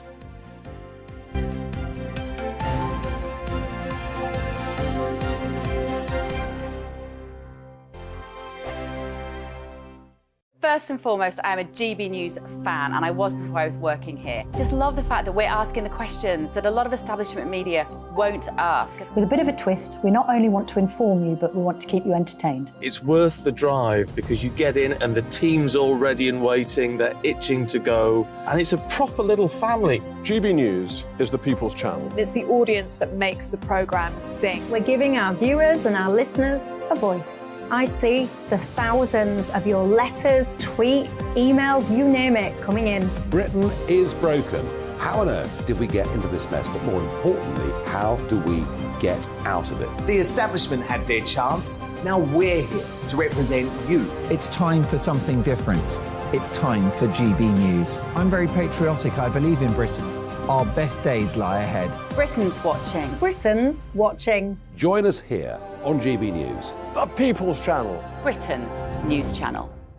I'm Andrew Doyle. Join me at 7 o'clock every Sunday night for Free Speech Nation, the show where I tackle the week's biggest stories in politics and current affairs with the help of my two comedian panellists and a variety of special guests. Free Speech Nation, Sunday nights from 7 on GB News, the People's Channel, Britain's news channel. Here on GB News Live, we'll be keeping you in the picture, finding out what's happening across the country and finding out why it matters to you. We'll have the facts fast with our team of reporters and specialist correspondents. Wherever it's happening, we'll be there from 12 noon on TV, radio and online. GB News, the People's Channel, Britain's news channel. I'm Michael Portillo. Join me on GB News on a Sunday morning for topical discussion, debate, arts and culture, and sometimes even ethical dilemmas. I don't always agree with you, Michael. Michael Portillo, Sundays on GB News, the People's Channel, Britain's news channel. Hello, I'm Michelle Dewberry, and you can join me every weekday 6 till 7 on Jubes and Kerr. You're an inspiration to us all. Click that bit up. Well, you are. That's my ringtone. My political ambitions those days are gone, I can tell you. She's only teasing. Go on. He's probably going to want to lay down now. I'll give him 2 minutes to have one. Let's respectfully disagree. That's what we like on Jubes and Kerr. Come and join us. GB News, the People's Channel. Michelle Dewberry, weekday evenings at 6 o'clock.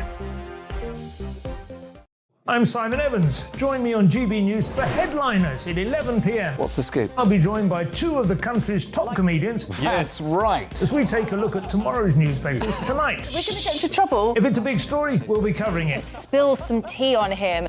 There we go. But we'll also have some fun. I wouldn't stick up a bank. My father didn't love me. So anyway. Headliners every night from 11 on GB News, the People's Channel, Britain's news channel. Join me, Nana Akue, Saturday and Sunday afternoons on GB News.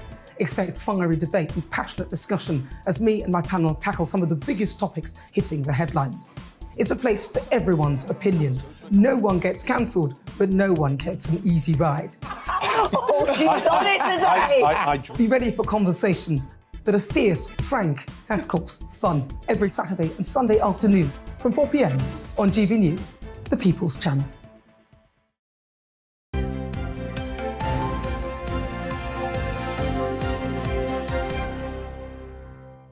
It is very nearly 7:26. You're watching and listening to Breakfast with Stephen and Ellie. Now, new research shows over a third of people don't understand the extent of post-traumatic stress disorder, also known as PTSD, and its symptoms. Now, the charity Combat Stress has launched a challenge called March in March to help raise awareness and money, of course, for life-changing treatment, which will support veterans who've been affected. Let's talk to current veteran, we should say, rather than former veteran, still a veteran, always a veteran, also Director of Fundraising at Combat Stress, Robert Marsh. Good morning to you. Good morning. And we've got Bosco down here as well, who may go for a wander around the studio, who's a Oh, I hope you get to see dog. him. He's the most beautiful dog. I mean, we've talked about PTSD for a long time. Shell shock is what it was, back in the day. Yeah.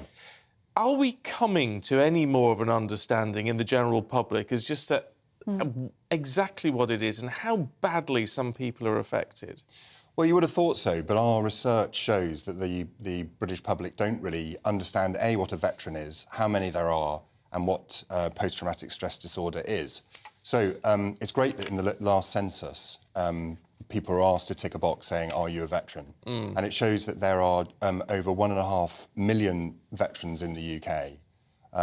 But PTSD is as old as human conflict itself. So, there's evidence back to ancient Greeks and the Egyptians that people were suffering from combat-related stress. But the symptoms are, in TV and film, it's depicted as flashbacks and nightmares and those sorts of things, but it can affect other areas of life as well, so sleep, anxiety, and it really does disrupt people's lives, particularly veterans, which is why combat stress exists, to help those veterans. Yeah. How common is it in the veteran community for those who've been in action? Well, I think the important thing to say is that the vast majority of people who served in the armed forces have a very positive experience and leave and go into civilian life and contribute and have a very successful second career or third career or fourth career. There is a small, significant minority that need our help. And some of the research suggests that those that have been in a combat role, about 20% do suffer from PTSD. It's high, isn't it? Well, is it? I don't. Well, is it? Well, well, in a way, see, I think Ellie's right. It sounds quite high. Yeah. But we need to put it into context, don't we? Because there's also a stigma around it, isn't there? The idea that, well, you're meant to be a soldier, you know, it's a sign of weakness. I mean, some of the, you know, some of the people that we meet and we spend time with who've served have been and who suffer from this have been through the most horrific situations. It's not a sign of weakness, is it? It's a sign of just being human. Yes, absolutely. It's not a sign of weakness at all. And the military are becoming much better at talking about mental health as on a parity with physical health.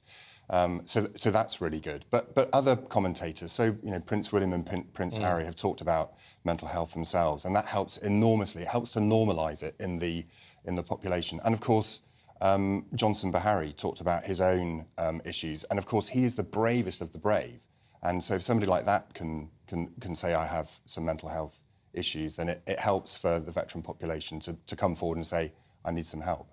What support is out there for veterans who are experiencing PTSD? There are groups such as yourself and the work that you do. So we work in partnership with the NHS, and a lot of veterans have tried to access healthcare or mental health care through the NHS, haven't been satisfied and then come to combat stress. We, last year, 14,000 people, veterans, accessed our help and support, which is actually, that's a significant number. We think, the numbers aren't clear, but we think that we could probably see 28,000. I think there's probably, you know, there's a doubling of our capacity would probably meet the need. But that's where we are. Which is why March in March is so important, because it's one of our very easy, accessible fundraisers. It's just walking 10 miles or running 10 miles in March to help us raise money and awareness, of course, which is really, really important. Yeah, I was going to say, it's not too big a challenge for anyone to take part in, is it? Which is important. No, exactly. For those people who are watching, who are veterans or no veterans or even still serving, right? And they think, well, do I fall into this category or not? It's worth pointing out, isn't it? That, I mean, this obviously, it's an umbrella term, isn't it? It could be a whole range of symptoms, of issues, of severities involved in all of this. Yeah. Well, if people feel they're struggling, then they can go onto our website, which is combatstress.org.uk. There are lots of very useful self-help guides there. But there's also the helpline number as well, which is 0800 138 1619. And that's 24 hours. And all of the people that answer that telephone are trained counsellors. Yeah. So if you have a problem, or you know of a loved one that has a problem, or somebody that is in your employ who has a problem, then go to the Combat Stress website and have a look. And there's no shame in it. No. Not at all. Robert, thank you very much indeed. I don't know if Bosco will... Bosco, hello, darling. do you want to come say hello to everyone? Go on. This way. And I don't know if we can get it on the camera. I hope we can. Well, we've got to get Bosco on the telly, because you, my darling... Well, we need a little step for him. Does he have a role, or is he literally just wearing the jacket for... Well, he is. He is a therapy dog. He's a therapy dog. He's great. And last week did help a veteran who had some anxiety issues. Oh, really? But he's fantastic. And, of course, I do a lot of walking, which is why... Oh, you can see him now. Just about, yeah. Bosco, come here, darling. Come on. I mean, therapy dogs and things are incredible, aren't they? Yes. The work that they do. Yeah. You're a beauty.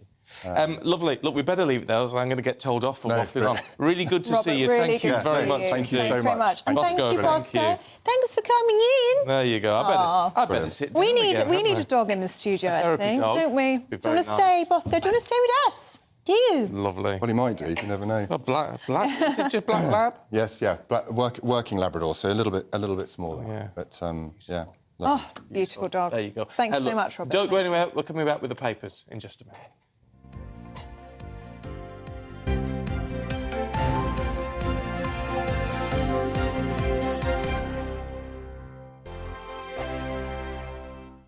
It's all about family, being in people's living rooms, all the interaction and getting to know who our viewers and listeners are. When I was young, my dad used to say, Nana, stop arguing. I wanted an outlet that would enable me to give my opinion.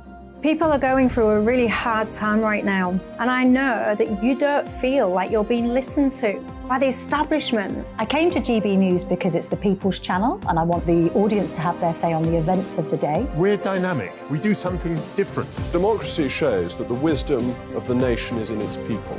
I get to travel to find out what the story is from a personal perspective. The British people aren't fools. We know when we're not being told the full story. We've got to work out how Britain moves forward from this. It's the best country in the world. The establishment had their chance. Now we're here to represent your views. Britain's watching. Britain's watching. Britain's watching. We're proud to be GB News. The People's Channel. Britain's news channel. Monday to Thursday on GB News, it's Bev Turner Today from 10 a.m. We're going to be here for you, our GB News family, to keep you up to date, but also make you smile. The guy went from puberty to adultery. And I can't wait to bring a few of my own opinions. I have no time for cultural totalitarianism. We'll engage in passionate, but always polite debate, with your thoughts and opinions at the centre of it all. Only on GB News, the People's Channel, Britain's news channel. We are GB News, and we'd like to say thank you to each and every one of you for bringing us your conversations, for helping our great nation find its voice. We are here for you on radio, television, and online, across England, Scotland, Wales, and Northern Ireland. It's not the BBC, you actually get your facts right. We are proud to be GB News, the People's Channel, Britain's news channel. Join me every Sunday at 6 p.m. for Gloria Meets. In exclusive interviews, I'll be finding out who our politicians really are and what they really think. It's something that you would never want anyone to suffer. I didn't know what channels there were. I didn't think I'd be believed. I must have weighed about 7 stone and I'm 5'8". My instincts was to sort of cover this up. Clearly that was a mistake. Join me every Sunday at 6 p.m. on GB News, the People's Channel, Britain's news channel. He's the king of breakfast TV, and he's back. Eamon Holmes, back on the TV with me this morning. Even remember my name. I know, it's been 4 months. You have holy water by your bed? Oh, yes. Oh, already to bless. Yeah. Oh, Eamon. Oh. Why do you not believe anything I say? Eamon Holmes back on GB News Breakfast at 6 a.m. Join me, Patrick Christie's, Monday to Friday, 3 till 6. We tackle the day's news agenda like you've never seen before. It's high tempo, high octane, the most controversial topics, and the best guests. You will not be able to take your eyes and ears off it. I'm not afraid to ask the questions that you really want answered. 3 till 6 p.m, Monday to Friday on GB News, the People's Channel, Britain's news channel. Hi, Andrew Pierce here. Join me every Friday lunchtime for a proper no-nonsense debrief of the week's events. With special guests in the studio and the GB News team on the ground, I'll be getting you up to date with news, some intelligent discussion, and my own sharp take. The weekend starts here with me every Friday lunchtime on GB News, the People's Channel, Britain's news channel.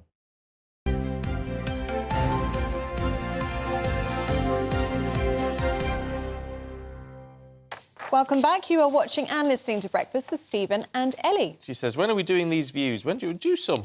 Yeah, we've got loads. We've got a big stack here. Right, come on then. You know, when it's me, you do what you like. No, but I like to be told. I like you to tell me when we've got time and it's a good time. So now's a good time. It's always a good time to hear from you. That's what I say. Very good. So what have you Should we got? talk about food? Yeah. Any opportunity. Let's go.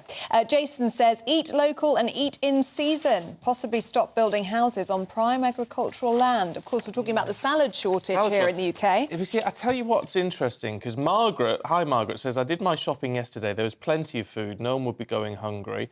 James in Potter's Bar, though, says, my local Tesco's had no tomatoes for 2 weeks and cucumbers are running out. Sarah in Salford said, I'm from Italy and the situation back home is bad.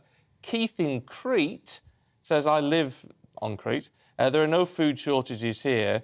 It's not tomato growing weather at the minute round there anyway. But there's definitely something wrong with the UK economy. And the Italy economy.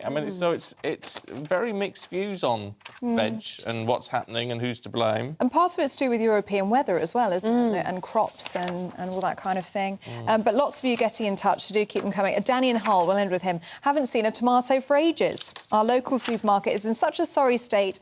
So many veggies missing. Let us know. Should you be eating turnips instead? That's what Tree's Coffee's suggesting. Oh, I love it. Going British, which we don't mind because we like turnips. Yeah, that's right. It just seems a very British veg, doesn't it? I don't know It if is. The Times this morning leads on Ukraine's year of blood as Rishi Sunak urges NATO members to supply Ukraine with former Soviet fighter jets. The Mail also draws attention to the anniversary of the Ukrainian conflict, as well as the Queen Consort's swipe at the recent Roald Dahl censorship. For the Eye, ministers are planning to relax their hardline positions towards striking NHS workers. The Sun dedicates their front page to the late football commentator John Motson, who died yesterday at the age of 77. And The Star says, let them eat turnips, as Therese Coffey criticised for her comments regarding, the salad shortage. I'm all for it. Good on you, Therese. Like a turnip. Let's see what Liz Kershaw and Benjamin Butterworth make of it all. Morning, you two. Good morning. Let's kick off with a Mail, Liz, should we? Over the Tory party and the Labour Party's 5 missions. Just quickly, there's a great cartoon on the on the Telegraph front page yesterday. It's a picture of a butcher shop and the guy standing at the door and there's a big sign saying, try our great alternative to veggie burgers.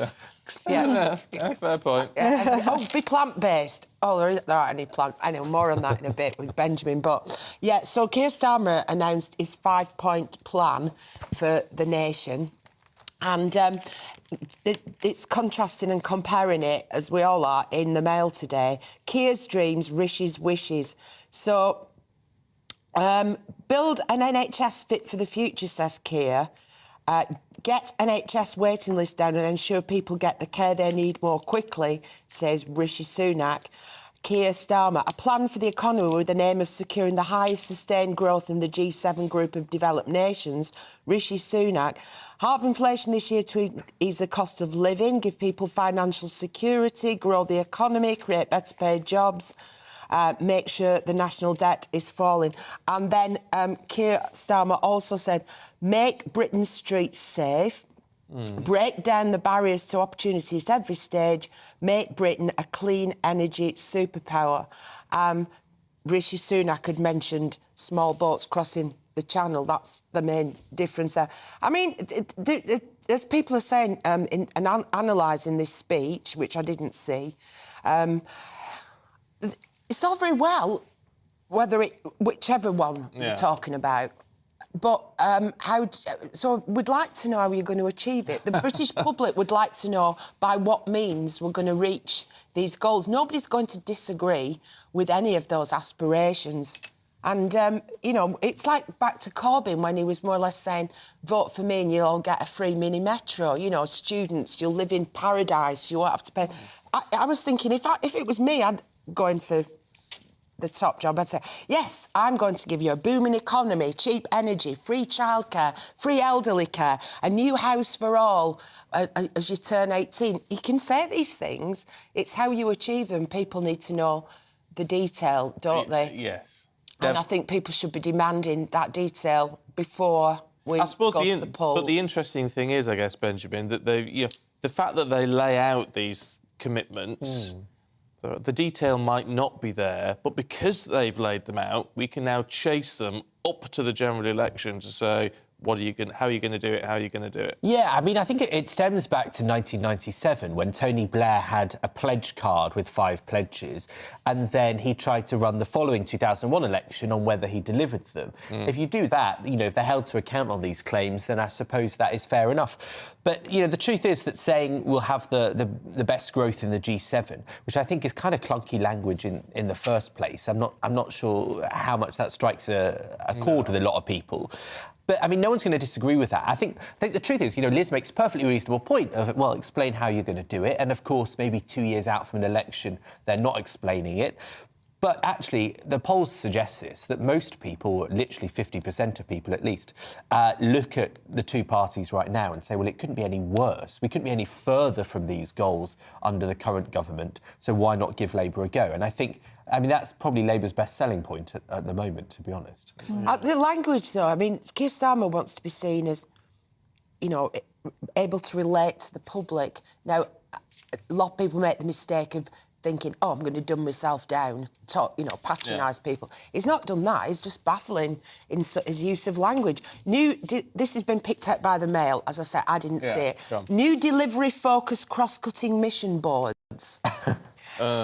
Incentivise preventative approaches. Government to be more agile, empowering and catalytic. Seek out creativity in diffusing and scaling up best practice. Real missions rather than veiled aspirations or simple slogans. You what, Keir? And embedding rigorous evaluation into everything. I mean, that's not helpful, is it? Well, there's certainly no simple slogans by the sound of that. I think... Yeah, I mean, look, Keir Starmer is riding high in the polls at the moment. Labour has been about 50%. By default.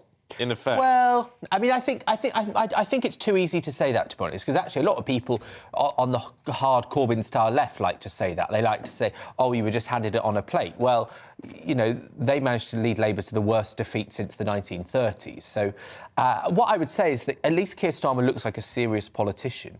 You know, for me, I gained a respect for him during Liz Truss's tenure because she refused to say an end point for the energy cap. Right, and unlike most other leaders. And that was one of the reasons that the markets reacted so badly, because it tied our economy interminably to Russia's behaviour. And Keir Starmer, despite how easy that would have been as the leader of the opposition, refused to say. He said a 6-month cap was his policy. Now, that made a lot of sense. He didn't do the easy thing. And for me, that was a sign that he was at least a serious politician. And so I think these lack of slogans maybe are a bit clunky. They might not be great politics, but at least he's a serious guy. I think the Tories can take hope from yesterday because due to unexpectedly high tax receipts on the 31st of January. The billions better off. They've got billions more in the bank than they expected to have. So it gives them a bit of leeway. Also, inflation is creeping down slightly. So the goals of achieving that within the next 18 months before a general election might possibly be achieved. Where they'll fall down completely is on the migrant issue, which we're coming on to. Well, maybe. Let's talk food, should we? Yeah. Before we run out of time. Let's talk salad shortage. There is none. If you want a salad, and I've never wanted a salad in my life, but yeah, you covered it earlier, really. But so Therese Coffey, who is the Environment Secretary at the moment, she's had a lot of jobs recently. She has told people to eat turnips because there are no tomatoes, and basically the energy crisis, the cost of energy crisis, is one of the reasons that the farmers are saying they can't produce it. But also, dare I use the word Brexit? It's at the very least put labour costs up, which has made it more expensive or less sustainable for a lot of these farms to make a profit. And then we've had a particularly wet period. So I think those are the reasons suggested. But, I mean, I do find it crazy. There was a story in yesterday's papers of Not like turnip. I don't think I've had a turnip. You've never had a turnip? I don't think You had so. swede on a roast dinner. Swede, yeah. Is it like swede? Similar. It's from the same family. I looked it up. Well, there's a supermarket is a opposite yellow here, so version. maybe I should try a turnip. Can you eat them I don't think cold? they get turnips in Marks and Spencer's food. I don't think. Well, But, oh no, turnips are lovely. But there was a woman in Lidl that made the front page. There was, and she sort of had her cucumbers seized. She likes to have cucumber smoothies, and she had them seized by angry staff because she was trying to buy more than 3 cucumbers. So, I mean, it's a pretty crazy job. Yeah, because some shops have put a limit on them. I was reading about a lady who had a juicing business and she made her own juices and was trying to buy 100. I think that's what I Might have been the same lady, yeah. Was that 100 the same cucumbers, lady? yeah. Oh, there you go. She got stocked to the shelves. I'm glad you were paying attention. Well, I thought I'd expand on what was already a great point. But When anyway, I it's the was same a story. child, and we got past having a handful of gravel, we'd made it, but we didn't have cucumber and tomatoes at this time of year. No. In fact, his food was seasonal, and that was delightful because it marked the difference between the winter and the summer. And it's when your grandma put in front of you for the first time in the year a plate with salad, with lettuce, tomatoes, half a boiled egg, a couple of slices of quinoa and a slice of boiled egg. And a couple of strawberries, for afters. Oh, we never had. We couldn't afford strawberries. But now we don't grow these cucumbers and tomatoes in the amounts we should do in this country because we've got lazy and we import them. And places like Ellie mentioned the weather in Europe. So just to put this into context, the difficulties for growing food at the moment abroad. First of all, it's all in greenhouses in Holland and Spain, and they can't afford to heat them.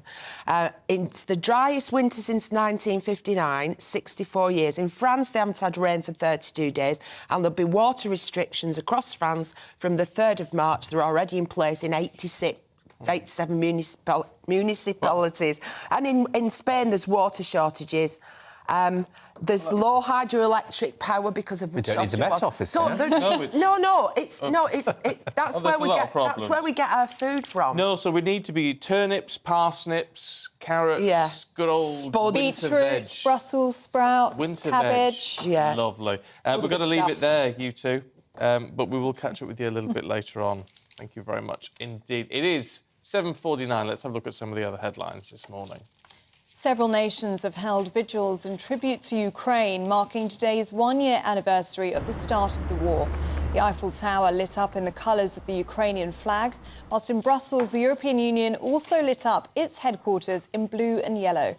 In London, hundreds of people gathered in Trafalgar Square, where Defence Secretary Ben Wallace praised the strength of the Ukrainian people. Nominations for the SNP leadership race closed today. The Health Secretary, Hamza Yousaf, Finance Secretary Kate Forbes and former Community Safety Minister Ash Regan are expected to have their names on the list to replace Nicola Sturgeon. They've got to have at least 100 nominations from at least 20 local party branches to be put forward.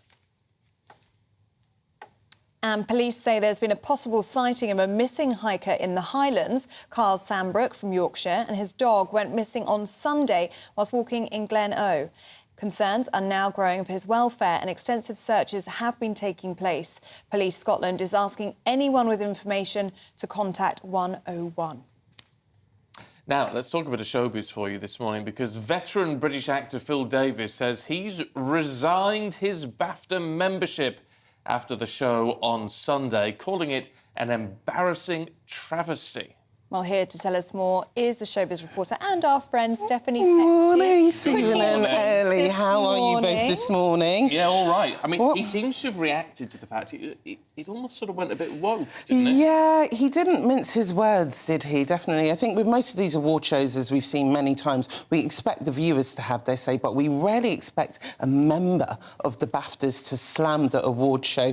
This year, the organisers made sure they wanted to make it more audience-friendly, so there was different things that got introduced, such as Alison Hammond backstage interviewing the celebrities, which Phil Davis has labelled as toe-curling interviews, because due to those interviews, it meant that many speeches on the night got cut short, including Leslie Patterson, who was the co-writer for All Quiet on the Western Front. She came up the next day saying that she was quite frustrated by that because there's not many moments in your career where you're going to win a BAFTA, and for it to get cut short, it's quite, offensive to people. And I mean, I've got to say, I didn't see it, but in terms of those interviews, the speeches are being cut short for what? For some fawning interview saying, oh, haven't you done well? Yeah, the whole lovey-darling element of the showbiz industry, which I think works well in Hollywood, but I think us Brits, we have a stiff upper lip. We kind of want to just get on with the award show, and especially as members, that's what they want to see. And then there was other things, such as Bernard Cribbins, who wasn't mentioned in the in memoriam segment, which Phil Davis has obviously highlighted as well, which shocking. Many people did. But Stephen, arguably, he has done a lot of TV work, and BAFTAs have come out and said he will be remembered in the TV ceremony, but most of his peers are saying that he deserved to be among those who were being recognised and being remembered. So that was another qualm that Phil Davis had. And then he also had issue, which I found quite funny, Richard E. Grant arriving in the Batmobile and wearing this all-white cape, which he just said it was too gimmicky. But, he has a right to, voice his views.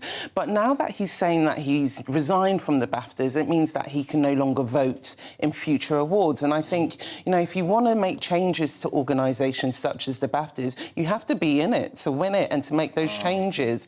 So now him saying he's resigned, I don't know if this is going to usher in other resignations from other people, but we'll just have to wait and see. But at the moment, BAFTAs have 6,500 members, so they've refused to comment on this because I'm sure they've got bigger fish to fry. And the award ceremony itself, it attracted 2.6 million people, 3.8 by the end of the show. So, Plenty of yeah, more than last year. So maybe the gimmicks do work. Yeah, I mean, but this event was almost a week ago now. Yeah. And the controversy is still kind of rolling on. People are still talking about it because there also was some criticism this week, wasn't there, Stephanie, about all of the winners being white?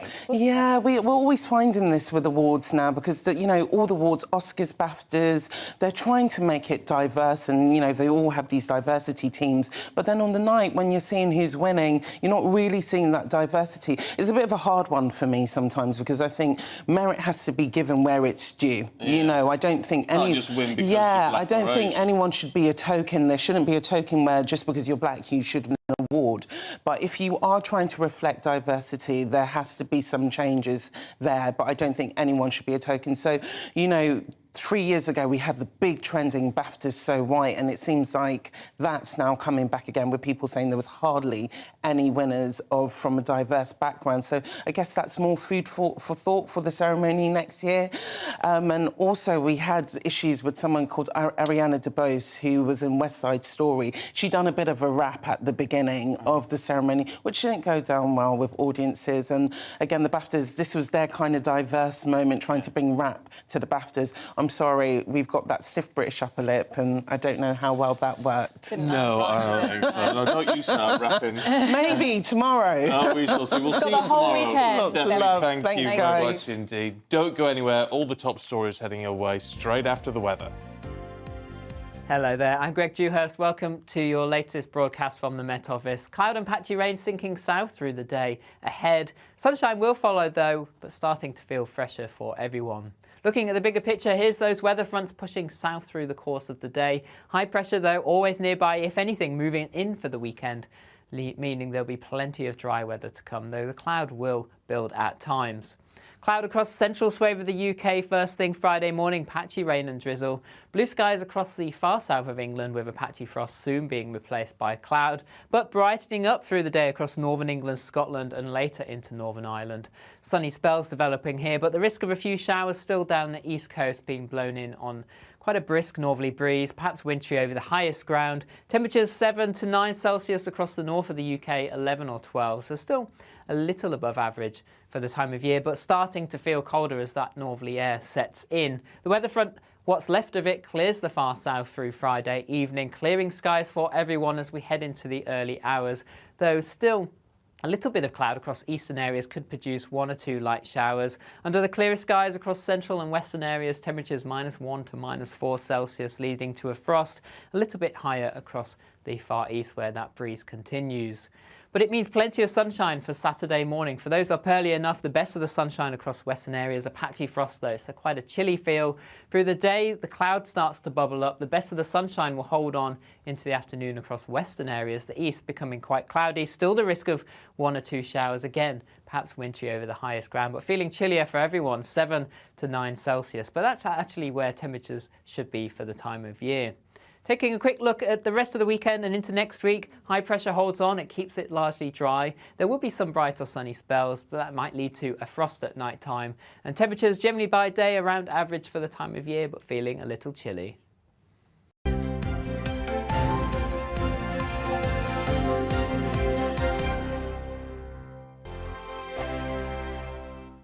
Monday to Thursday, 9 p.m. till 11 p.m. Join me, Dan Wootton. I'll bring you the sharpest takes and hottest debates. Do you not believe in prisons? I don't believe in prisons. I'm completely stunned. I guarantee you there'll be no spin, no bias, no censorship. I actually was personally quite offended by it. And no reason to go to bed. So I guess they've always been quite woke. That's Dan Wootton tonight on TV, radio and online. Monday to Thursday from 9 p.m. till 11 p.m. on GB News, the People's Channel, Britain's news channel. We are GB News, the People's Channel. And right across the United Kingdom. You can find us on Sky Channel 512. Virgin Media Channel 604. Freesat Channel 216. Freeview Channel 236. And YouView Channel 236. You can also take us with you on DAB Plus Radio. With the GB News app and at the website gbnews.uk. We're absolutely everywhere. Come join us on GB News, the People's Channel, Britain's news channel. We are GB News, right across the nation. You can get us on television, on radio, on digital. We're absolutely everywhere. Amazing! You see, amazing! You remind me of me in the European Parliament. But here's the most important bit. We are not part of the mainstream establishment. We think and speak just like you do. We are the People's Channel. Magnificent. That's really, really thoughtful. Come and join us on GB News, the People's News Channel. Join me, Lawrence Fox, on GB News. Frank, fun, fearless, and sometimes serious. Much as I love a Friday night punch-up, what I really want is a battle of ideas. I want to look at things differently. I want to hear different voices and engage with your unique experiences. Every Friday at 7 p.m. on GB News. We are GB News, the People's Channel. Why not take us home with you by visiting the GB News shop at gbnews.store? You'll find all the official merchandise, a really good present actually for yourself, your friends or your family. We ship across the UK mainland at no extra cost. GB News, the People's Channel. Join me, Patrick Christie's, Monday to Friday, 3 till 6. We tackle the day's news agenda like you've never seen before. It's high tempo, high octane, the most controversial topics and the best guests. You will not be able to take your eyes and ears off it. I'm not afraid to ask the questions that you really want answered. 3 till 6 p.m, Monday to Friday on GB News, the People's Channel, Britain's news channel. Join my show Farage, 7 p.m. till 8 p.m. Monday through Thursday. And there you will get opinion, analysis, debate, and I'll cover stories that nobody else dares to touch. You've been cancelled. Join the club. Oh, my goodness me. And then for the last 15 minutes, talking pints. We're over a drink. We have a civilised conversation with someone. We very often disagree, but we do it in a grown-up way. Come and join me on Farage. I'm Mark White. As GB News Home and Security Editor, I cover those key issues that are so important to you. Our authorities, our communities doing all they can to combat violent crime. With the public services under unbearable strain, why are we still failing to control our borders? Defence, the first priority of any government, has been continually hollowed out. Can we trust our politicians to protect the armed forces? Join me, Mark White, on GB News.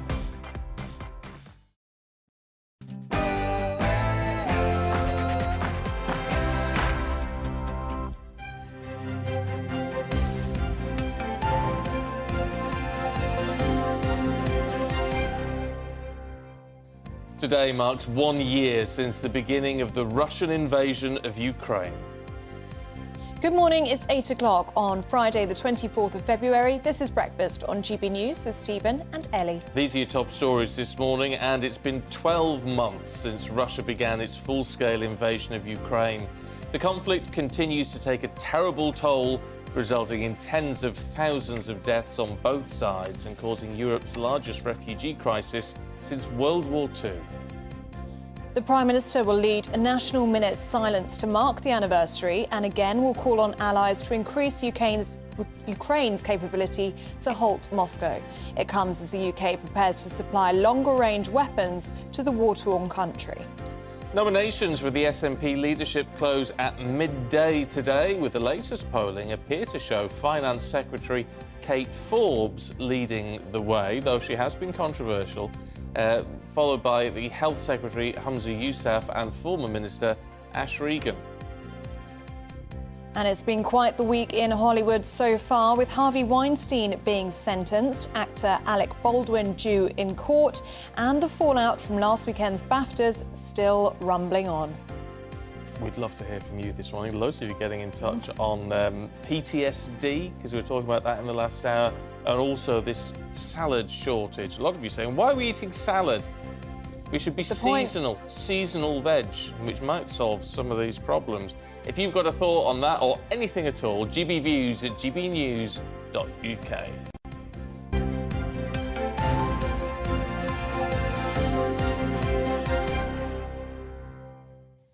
Now, it's the first anniversary of Russia's invasion of Ukraine.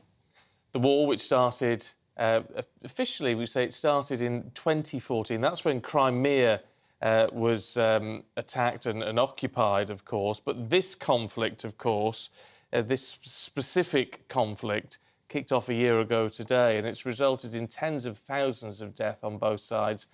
And the UK is now preparing to supply Ukraine with longer-range weapons. And the war, I'm afraid to say, shows no signs of being resolved soon. Well, Rishi Sunak is due to lead the nation in a minute of silence together with the Ukrainian ambassador a little bit later on. And we can now talk to our political reporter, Catherine Forster, who joins us on the line now. So, Catherine, this is the message that we're going to see from Rishi Sunak later. There is going to be a focus on the West and the West's support of Ukraine in terms of military aid, isn't there? Yes, absolutely. Rishi Sunak will be leading the nation in a minute's silence at 11 o'clock outside Downing Street, along with the Ukrainian ambassador and members of the Ukrainian armed forces who are training here with British soldiers.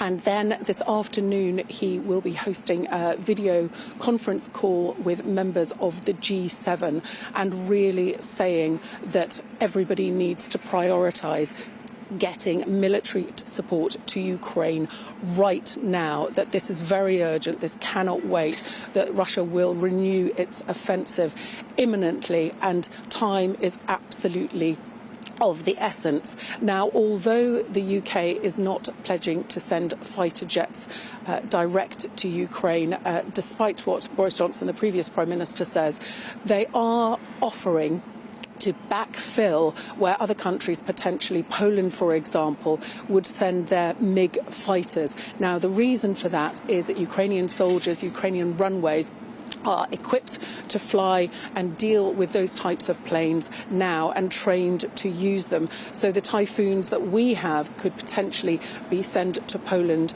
or other countries in Eastern Europe to make up for planes that are sent to Ukraine. But really, although a year ago Boris Johnson was Prime Minister, he did lead the West, did lead the way in support for Ukraine. Rishi Sunak has certainly continued that. James Cleverly, the Foreign Secretary, is in New York today. He will be speaking to the United Nations Security Council, and he will be saying that the West must support Ukraine for as long as it takes. Catherine, thank you. Well, let's talk in the studio to former Chief Secretary to the Treasury, David Mellon. Morning, David. Morning. And maybe more relevant to this, I'm old enough, because I don't look very old, but I'm old enough to have been the Foreign Office Minister responsible for the Soviet Union before the fall of the Berlin Wall. And I keep thinking back to those days, the dilemmas that were faced then, and dealing with an altogether more difficult and tricksy character than Putin, because in the old days, you knew what the Soviet Union was probably going to do. With Putin, what's he going to do? Nobody knows the answer. Well, this is the problem, isn't it? And it would seem like the only game that our politicians here can play in this is a commitment to the long term, isn't it? Exactly. But also, how do we, in the short term, how do we bring this to an end? Putin obviously feels that he cannot survive the Soviet Union, Russia failing to take over and win in Ukraine.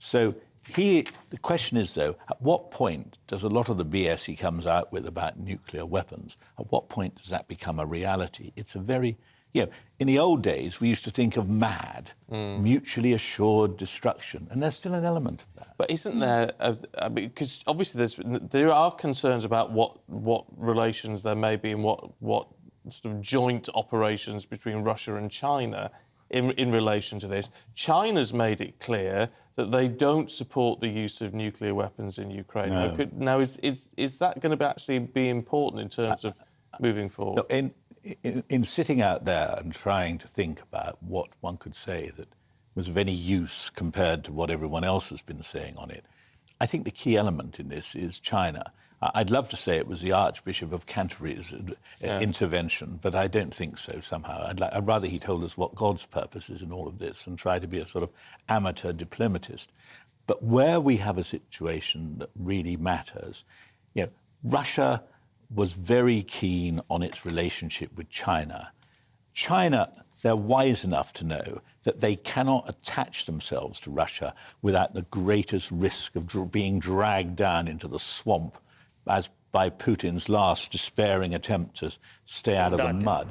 But you see, China could be very useful here, because if the Chinese wanted to launch a sort of little peace process, that would be good for their international reputation. but also it would be difficult for Russia to push them away. Someone has got to find a basis on which a deal can be brokered. Otherwise, this thing is going to go on. Many more millions of people are going to be affected, not necessarily killed, but badly affected. I mean, the economy of Ukraine has been destroyed, and the economy of big chunks of Russia also. Putin plainly is not capable of really determining a sensible course. If the Chinese were to say, you've got to do this, you've got to do that, I think that would probably be the only new card to put on the table. Yeah, because it has been costly, hasn't it, in a human cost and also a financial one. If you are listening on the radio or watching on the television right now, we're seeing live pictures from Kyiv of President Zelensky addressing troops there on the anniversary of the invasion. David Mellor, what do you make of President Zelensky? Because he was a comedian, an actor, but he has become an unlikely war leader in all of this, hasn't he? He is amazing. Because don't forget, one of the reasons why Ukraine was not a member of NATO, and one of the reasons why people were sceptical about Ukraine was a deeply corrupt place, fatally riven between Ukrainians and the Russian settlers who were pushed in there under the Soviet Union, really in order to keep the Ukrainians in order. Out of this unlikely mess, this morass and swamp of corruption, comes this man of whom nobody had any right to have any expectation at all. If he was here now, I'd kiss his hand, you know? Oh. Well, don't you think? Well, cometh it's the hour. Amazing. Cometh the hour, I think. Yes, that's it. You know, but I think that he, at the moment, he can deliver a peace with honour. The problem that will always afflict this whole thing is there are border areas that are part of Ukraine which are mainly, the people are mainly ethnically Russian. How does one manage to carve that situation out without actually looking as though a bone is being thrown to Putin? Because Putin is somebody that you really, you know, if he gets away with this, he'll come back for more, because we know that he's that kind of guy. Look, they've just been holding a moment's silence there. I mean, obviously remembering not only what has, I mean, it's what has happened to the entire country, but in the midst of this, the death toll could be as high on the Ukrainian side as something like 100,000. And probably more. Probably. But the economy has been destroyed. But you see, what the one thing where the old theatrical comes out as we look at the Ukrainian president, an old friend of mine, now long deceased, once chaired a meeting with Churchill, and Churchill had not abused alcohol or tobacco. But before he went up on the platform to greet his adoring public, he stuck the cigar in his face, lit it, and said, "Never forget your trademark." This is Zelensky's trademark. He's not going round in posh suits. He is the man of the people who could just be coming out of the trenches. He's brilliant. I cannot tell you how brilliant I think he is. Yeah. Look, David, we've got to leave it there, but for now, thanks very much indeed. OK, let's bring you up to date with other stories that are taking place today.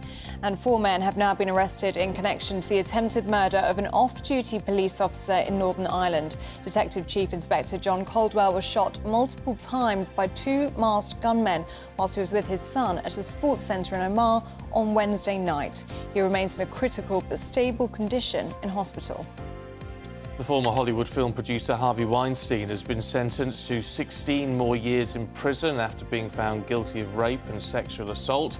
Charges relate to a woman who says the incident happened during a film festival in 2013.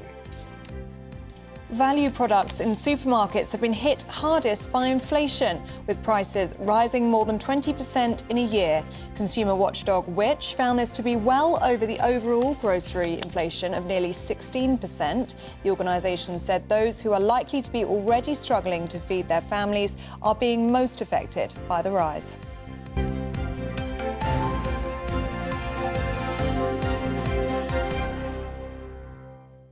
I just wanted to say, because as I was reading the Harvey Weinstein story, it just struck me, and it's about the 3rd or 4th time I've read it actually this morning. But you know, the woman involved says this happened in, well, actually it happened He's been found guilty. It happened. Yes. And I just think the way it was phrased slightly there, and then the way I said it, gave the implication that, well, she's claiming this, you know, very small question mark. That's not this. That isn't right. No, he's been found guilty of a crime. He's been found guilty. He has done this. It happened in 2013 at the film festival. Just in case any of you were watching or listening and thinking, oh, that sounds a bit strange.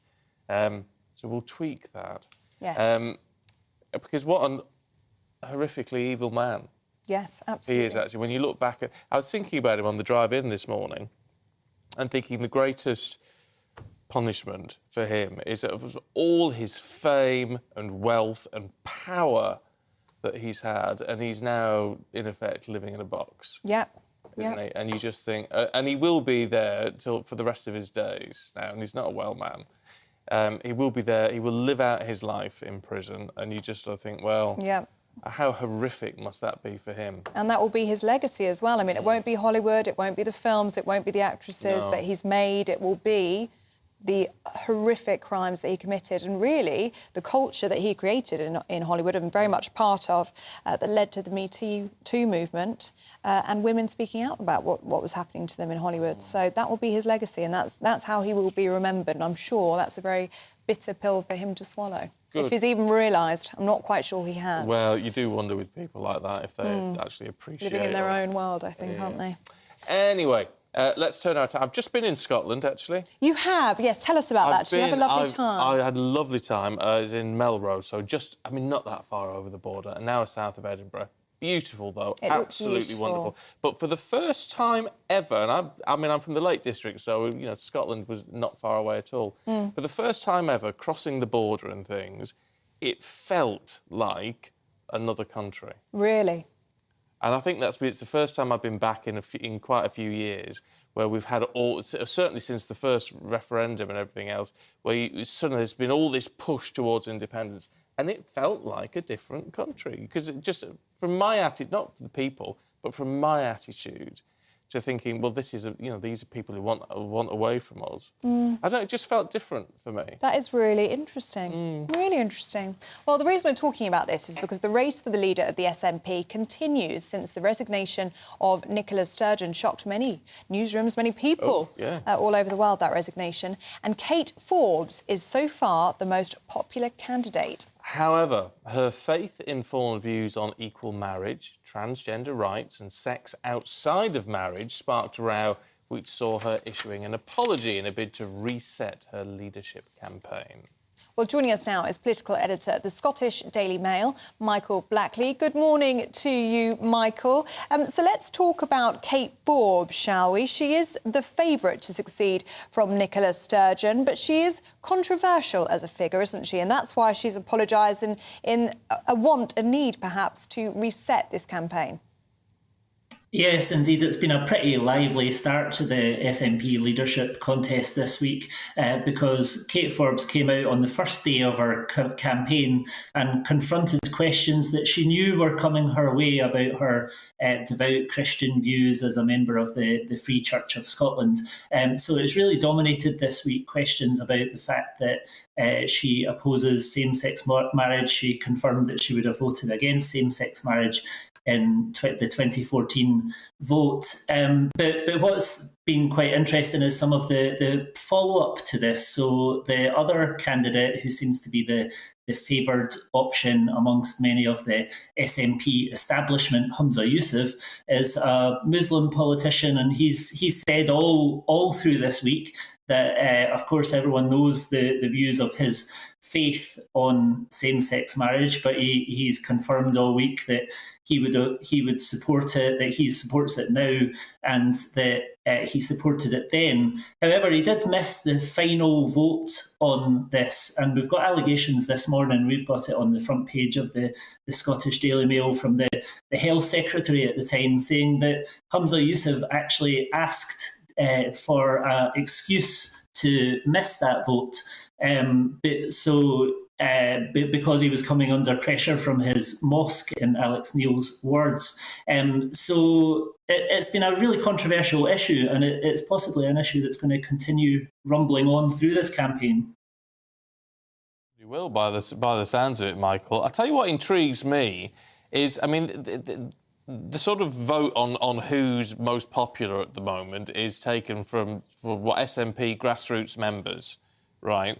And if Kate Forbes is leading the pack, that intrigues me because she seems to be diametrically opposed to Nicola Sturgeon on a whole host of issues. So are we likely to see the SNP actually doing a bit of a handbrake turn and changing course dramatically with a new leader?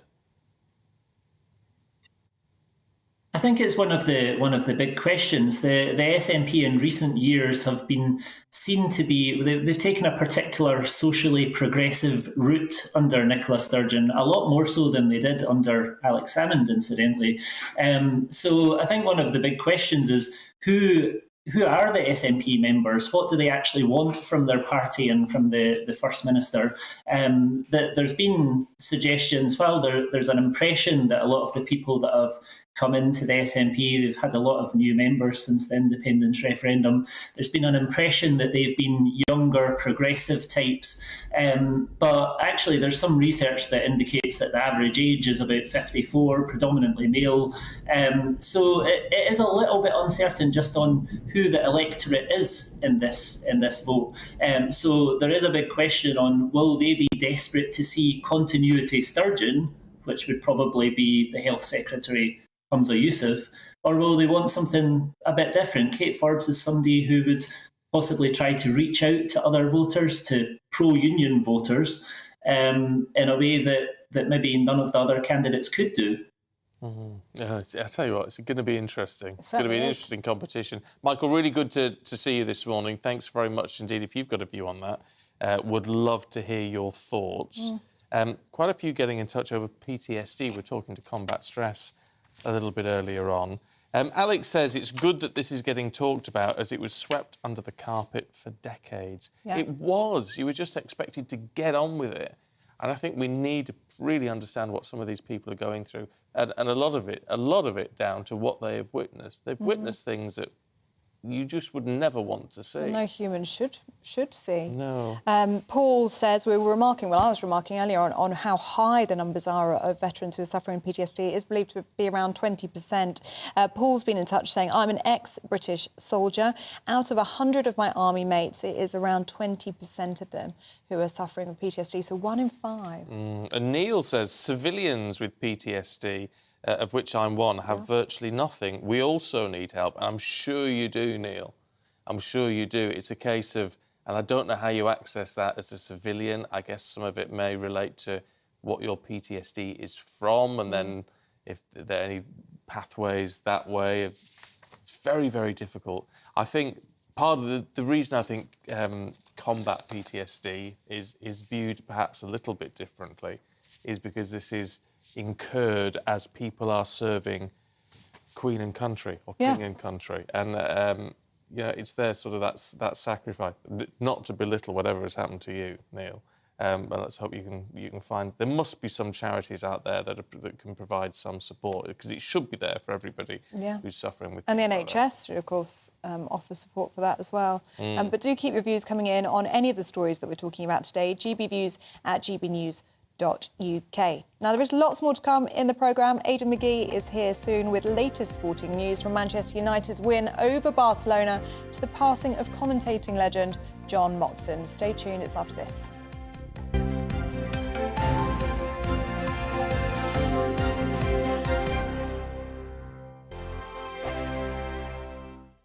First and foremost, I am a GB News fan, and I was before I was working here. Just love the fact that we're asking the questions that a lot of establishment media won't ask. With a bit of a twist, we not only want to inform you, but we want to keep you entertained. It's worth the drive because you get in and the team's all ready and waiting, they're itching to go, and it's a proper little family. GB News is the people's channel. It's the audience that makes the programme sing. We're giving our viewers and our listeners a voice. I see the thousands of your letters, tweets, emails, you name it, coming in. Britain is broken.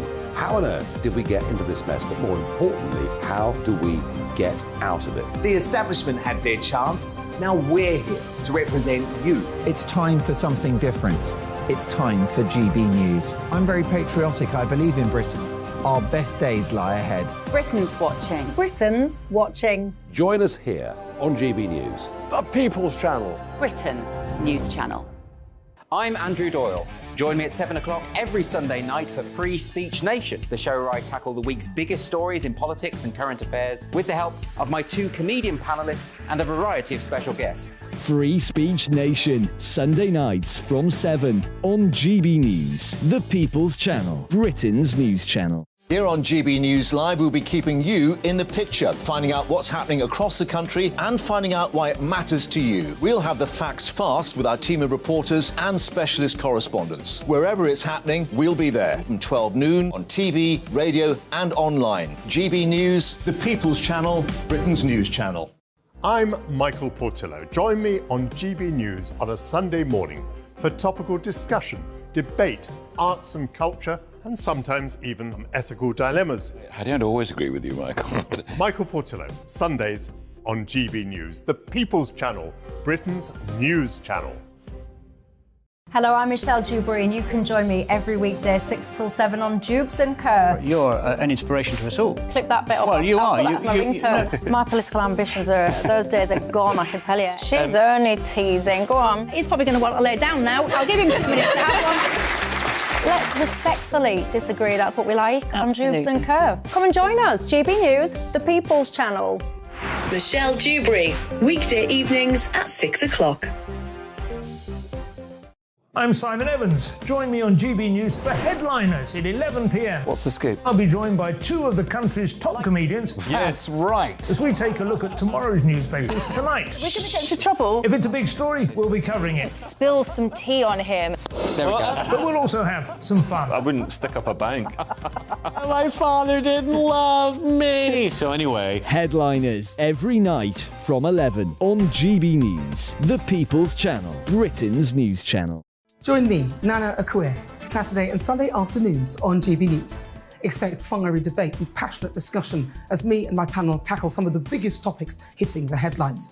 It's a place for everyone's opinion. No one gets cancelled, but no one gets an easy ride. Oh, she's on it today! Be ready for conversations that are fierce, frank, and of course, fun. Every Saturday and Sunday afternoon from 4 p.m.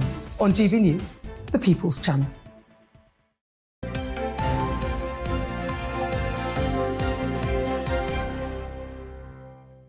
8:25 morning, so you're watching and listening to Breakfast with Stephen and this one here. Yeah. Oh, I'm having trouble, ladies and gentlemen, this chaos. morning. Anyway. Eddie Costello is a nightmare. But I love her, really. Dee, morning, Dee. I don't know if I believe you, Dee. Are you telling Porky Pies? Dee says, I finished my last tomato left over from Christmas on Tuesday. Well, what colour was that tomato? Put it in the deep freeze. Yeah. What? I mean, How did that work out? No. That can't be right. But great, because we're talking about, so if you can't get the salad, Therese Coffey, and I sort of agree with her, got to say, says eat turnips. Eat turnip. As you said, very versatile. Yeah. Lots you can do with the turnip. There is, but Graham in Romsey says, I can't say I fancy a bacon, lettuce and turnip sandwich. That's a fair point. Doesn't quite have the same ring to it, does it? And Mike in South Wales says, simple answer to the shortage of salad is to serve Scottish salad, which is chips. and then the kids will eat the salad. That's my kind of salad, I think. Oh, yeah, Scottish... I'm going to use that now. Scottish salad. Yeah. Scottish salad sandwich. Oh, dear. Perfect. Oh, yeah, yum. Oh, we can't nice do better white than bread. that. I've never heard chips referred to in that way before. But I'm loving it. Time for the sport view this morning. Aidan McGee is here. Good morning. How are you doing? Nice to see you. You're a healthy eater, aren't you? I am indeed, yeah. I had avocado this morning in my smoothie with 30 grams of spinach, that's 11 calories, and protein powder, like a burst just to give it a bit of sweetness, and I have 21 blueberries, because that's one. You count them out one by one? Because that's one every 5 a day. You go more than that, then you increase the sugar level. And obviously I'm diabetic, so I have to watch that. But mix it all in. I've got a brilliant blender. It gave up the other day. I took it back and got a new one. It was under guarantee. It was really good. Oh, so, you to go. Perfect. Yeah, I've up to all the tricks. So, it's brilliant. That's 235 calories. Is it? Oh, that's not bad. Does it keep you going? Yeah, it does. It keeps you going till lunchtime, certainly, yeah. The good things have. You can make it quite thick. You can add other things as well, put chia seeds in there, that kind of thing. But you've got to be careful with your... if you haven't got your health, you haven't got very much in life. No, that's a very fair true. point. Nothing more. Which, rather unfortunately, leads us on to... Yeah. To John. Mind you, if he was commentating on your coverage there, he'd be laughing his socks off, I would imagine, at that. John Motson, I mean, what a legend. Yeah. What Well, a legend, actually. Because even if you didn't know... Because I'm no sports fan, as you know, I never watch sport, right? But even I know John Motson, if only from all the impersonators who do. I know. Roy Bremner always did him well, didn't he? Yeah. But he did a lap of honour at Crystal Palace in 2010. He got no link with Crystal Palace, but they just saw fit to let him do a lap of honour on his last game in 2018. He started out in 1968.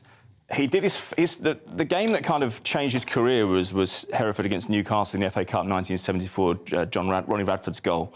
And that was the game where he needed that goal to go in. He says when he sees the goal now, he said, I hope it goes in, even though it's 40-odd years old. But it proved to the BBC bosses that he could handle a big game. Yeah. And his career just went up and up and up from there. I remember from 1988 when Wimbledon beat Liverpool in the FA Cup final. It was a pre-rehearsed line, but it was a great line. Liverpool had been stunned by the very rough and ready Wimbledon side.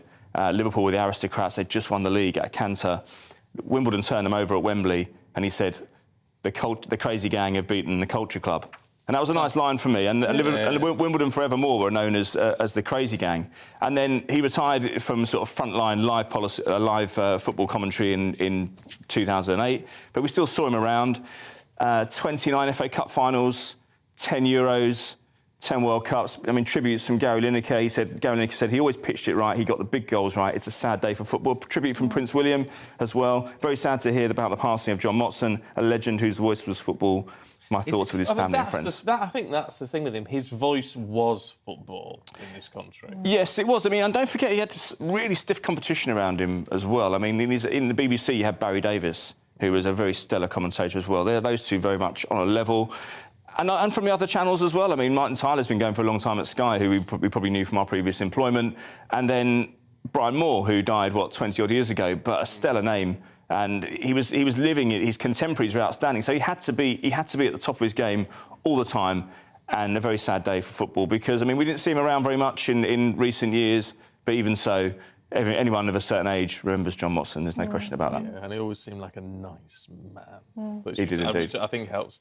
And the Sun have dedicated their front page to him, which I thought was really the lovely, sheepskin. actually, if you can see that there. The sheepskin coat, which is obviously well, no, they called him Goat. They call him Goat, greatest of all time. Greatest of all time, sheepskin Goat. I know. You see, when I see that, I still think of Del Boy, but maybe that's point. Maybe that's just me. Fair point. Can we have a look at Man United? Their comeback. Yeah, brilliant. I mean, they went behind Robert Lewandowski's goal. Barcelona are in great form. They had a brilliant game last week, but going behind at home to Barcelona, you think they should be able to shut the game out. But United, I tell you what, Old Trafford was just different tonight. It was like the old days. The fans were right on top of the players. They didn't seem to worry that they'd gone a goal behind, and they turned it around and they've advanced in the Europa League, and that means that they can look forward to the Carabao Cup final this weekend against Newcastle. But you do wonder how much of a priority the Europa League is, but you'd have to say Erik ten Hag, if he lands one of these trophies, even just one of them, the Carabao Cup or the Europa League, sometimes that's the kind of the gentle lift that you get at the end of early in a campaign that sets you up for bigger prizes further down the line. Jose Mourinho did it famously back in 2004-05 when he won the League Cup, and it propelled them to further success. We better have a quick look at the Six Nations as well, but this purely for Ellie, actually, because it's the thighs, isn't it, in rugby players that you like. It's the thighs. She goes on about the thighs. Thunder thighs. Yeah, she likes the big thighs. OK, goodness me. I haven't got much to say about the thighs. But having said that, Steve Borthwick, the New England coach, he has... I don't know if the camera can see you two laughing. No, they can't, no. He's been naughty. Steve Borthwick, right? Yeah. This gets back to Steve Borthwick. Yeah. So he said he's the New England coach. England have made an OK start to the Six Nations, 1 win, 1 defeat. He's criticised the RFU. Quite a dangerous thing to do when you've just started working for them. Yeah. But he's saying you can't... It's really frustrating that we can't pick England players if they play outside England. So it seems a bit parochial, doesn't it? And it seems a bit... No other sport really does this. No. It's designed to protect the integrity and the quality of the English league. But basically saying that Jack Willis, for example, can't play in France. If he plays in France, he can't play for England anymore. It's ludicrous. It's like saying... Gareth Bale goes to play in Spain, but he can't play for Wales anymore. It's daft, and he wants that removed. Those players can play for England in exceptional circumstances. There have been players who have been to Toulouse, for example, in recent months because Wasps collapsed, and so they're still allowed to play for England. But with the salary cap as well, maybe it's time to remove that. They've got all sorts of problems in the domestic league as well, and I think it's probably a matter of time before they lift it. Yeah. Oh well, we shall see. Aidan, thank you. Are you with us all weekend? All weekend. I'm looking forward to it. I'll have fun. Yeah, we will. We will. We will. Thank you very Thanks, much Aidan. indeed. Coming up, we're going to have a final look at the papers with Liz Kershaw and Benjamin Butterworth.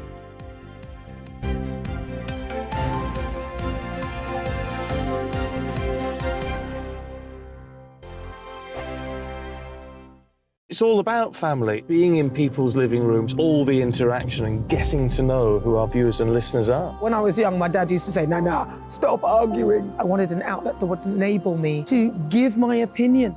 People are going through a really hard time right now, and I know that you don't feel like you're being listened to by the establishment. I came to GB News because it's the People's Channel, and I want the audience to have their say on the events of the day. We're dynamic. We do something different. Democracy shows that the wisdom of the nation is in its people.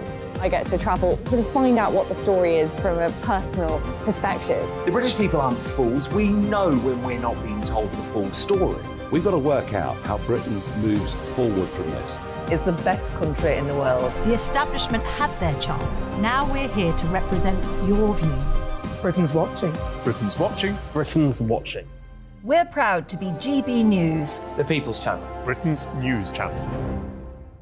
Monday to Thursday on GB News, it's Bev Turner Today from 10 a.m. We're going to be here for you, our GB News family, to keep you up to date, but also make you smile. The guy went from puberty to adultery. And I can't wait to bring a few of my own opinions. I have no time for cultural totalitarianism. We'll engage in passionate, but always polite debate with your thoughts and opinions at the centre of it all. Only on GB News, the People's Channel, Britain's news channel. We are GB News, and we'd like to say thank you to each and every one of you for bringing us your conversations, for helping our great nation find its voice. We are here for you on radio, television, and online, across England, Scotland, Wales, and Northern Ireland. It's not the BBC, you actually get your facts right. We are proud to be GB News, the People's Channel, Britain's news channel. Join me every Sunday at 6 p.m. for Gloria Meets. In exclusive interviews, I'll be finding out who our politicians really are and what they really think. It's something that you would never want anyone to suffer. I didn't know what channels there were. I didn't think I'd be believed. I must have weighed about 7 stone and I'm 5'8". My instincts was to sort of cover this up. I mean, clearly that was a mistake. Join me every Sunday at 6 p.m. on GB News, the People's Channel, Britain's news channel. He's the king of breakfast TV, and he's back. Eamon Holmes, back on the TV with me this morning. Even remember my name. I know, it's been 4 months. You have holy water by your bed? Oh, yes. Already to bless. Yeah. Oh, Eamon. Oh. Why do you not believe anything I say? Eamon Holmes back on GB News Breakfast at 6 a.m. Join me, Patrick Christie's Monday to Friday, 3 till 6. We tackle the day's news agenda like you've never seen before. It's high tempo, high octane, the most controversial topics, and the best guests. You will not be able to take your eyes and ears off it. I'm not afraid to ask the questions that you really want answered. 3 till 6 p.m, Monday to Friday on GB News, the People's Channel, Britain's news channel. Hi, Andrew Pierce here. Join me every Friday lunchtime for a proper no-nonsense debrief of the week's events. With special guests in the studio and the GB News team on the ground, I'll be getting you up to date with news, some intelligent discussion, and my own sharp take. The weekend starts here with me every Friday lunchtime on GB News, the People's Channel, Britain's news channel.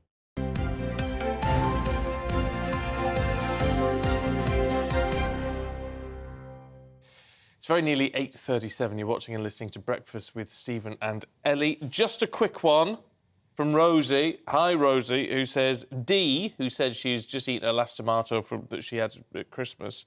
We were saying that must have gone off by now. D's quite right. I once retrieved a cherry tomato 3 months after it had gone under my kitchen sink and it was still in perfect condition. Oh, wow. So there you go. There you go. She goes on to say, makes one wonder what they make them with. Wow. I don't think they make them.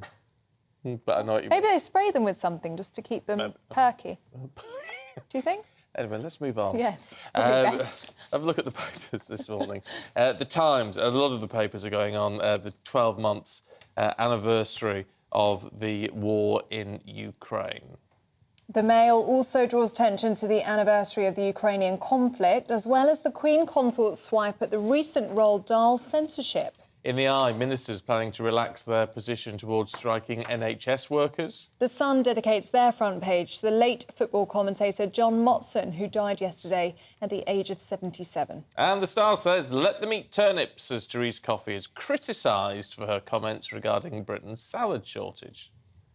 Well, it's time to go through the papers now, and joining us for the last time this morning is broadcaster Liz Kershaw and senior reporter at the Eye newspaper, Benjamin Butterworth. Good morning to you Good morning. both. And Liz, let's start with you, shall we? We've both been sprayed to be perky. You're always You are very perky this morning. You always are, exactly. Let's look at the Mail, shall we? And Downing Street rejects calls to ban government officials from using TikTok. Yeah, well, on the day that we mark the fact that Russia went into Ukraine, guns blazing, this is a story that highlights you don't have to take up arms to take over the world.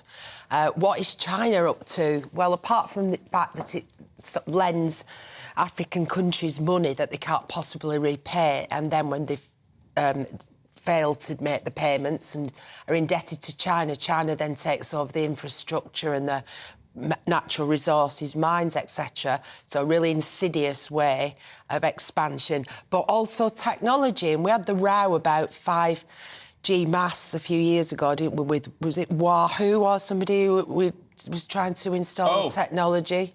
Huawei. Yes, OK. Also, you know, every single wind turbine in this country is dependent on a component from China, else we couldn't have them. We're beholden to China in so many ways. And if China gets hold of Taiwan, then they've got control of the world's chips, which supply all our telecommunications and automobile industry. But this is about TikTok, which the spread of TikTok has been absolutely enormous and stunning. But it's Chinese-owned, and it's now been banned by staff. Brussels has banned EU staff from using TikTok, and Joe Biden's done the same for state workers in the United States. But Downing Street has said, oh, no, it's up to individuals what they do in their spare time. However, there is an official line on it. Parliament cannot and should not legitimise the use of an app which has been described by tech experts as essentially Chinese government spyware. The foremost responsibility of government is to keep its people safe. Ministers do not need to have TikTok on their phones. And I think quite right, if the claims are true, that everything you put into TikTok becomes accessible to the Chinese state with their aggressive agenda. I mean, I think it's mad. You're going to have to stop those daft videos, Benjamin. Do you know, I don't have TikTok, but I kept getting people coming up to me saying, I've seen you on TikTok. I said, what are you on about? I'm far too old for TikTok.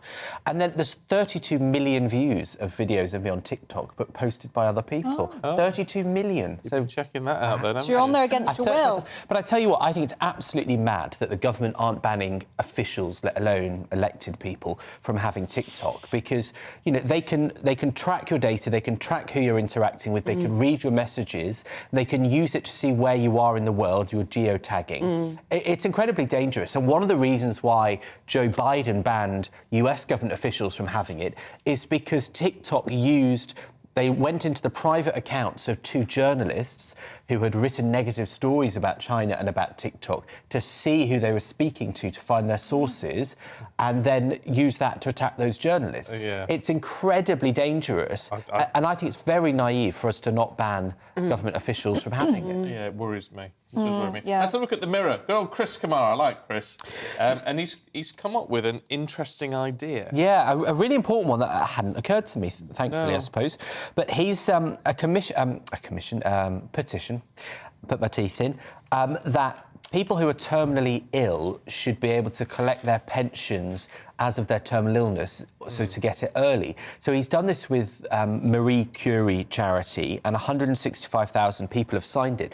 Because a lot of people, when they get diagnosed with a terminal illness, and Chris Kamara's mum had terminal breast cancer, so it's personal to him, they obviously can't work, and also if they have a partner, they immediately have to give up work to care for them. So huge numbers of terminally ill people are dying in abject poverty, unable to pay for a lot of basics. And so he's put this petition to Downing Street to say that you should give them their pensions early when you get this scenario.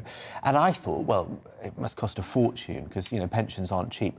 But apparently it would only be about £114 million a year, I suppose, because they don't live for terribly long. Yes. Well, yeah, so this is obviously the state pension. Yeah. Presumably, I don't know what the deal is with private pensions and what...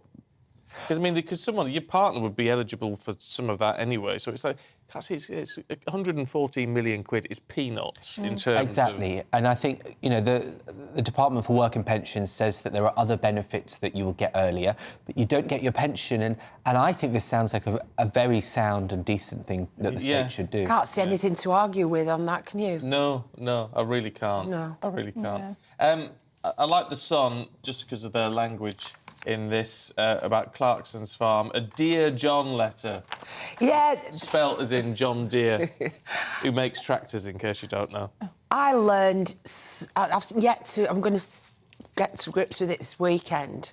Clarkson's Farm Series 2. I haven't watched it yet. The first series was superb. Did you watch it? No. Oh, I've watched one episode. It was very good. It was hilarious. Not good enough to watch a second. Well, I've got a long list of things I'm watching at the moment, but I will go back to it. It was really funny, but it was also very, very educational. And people like me saying, I learned more about British agriculture and the state of our food supply and production than watching anything else before. And I'm glad to hear that, although it was suggested it was being cancelled because of complaints over his remarks about Meghan Markle to Ofcom, etc., and the press watchdog, it's been commissioned for a third series.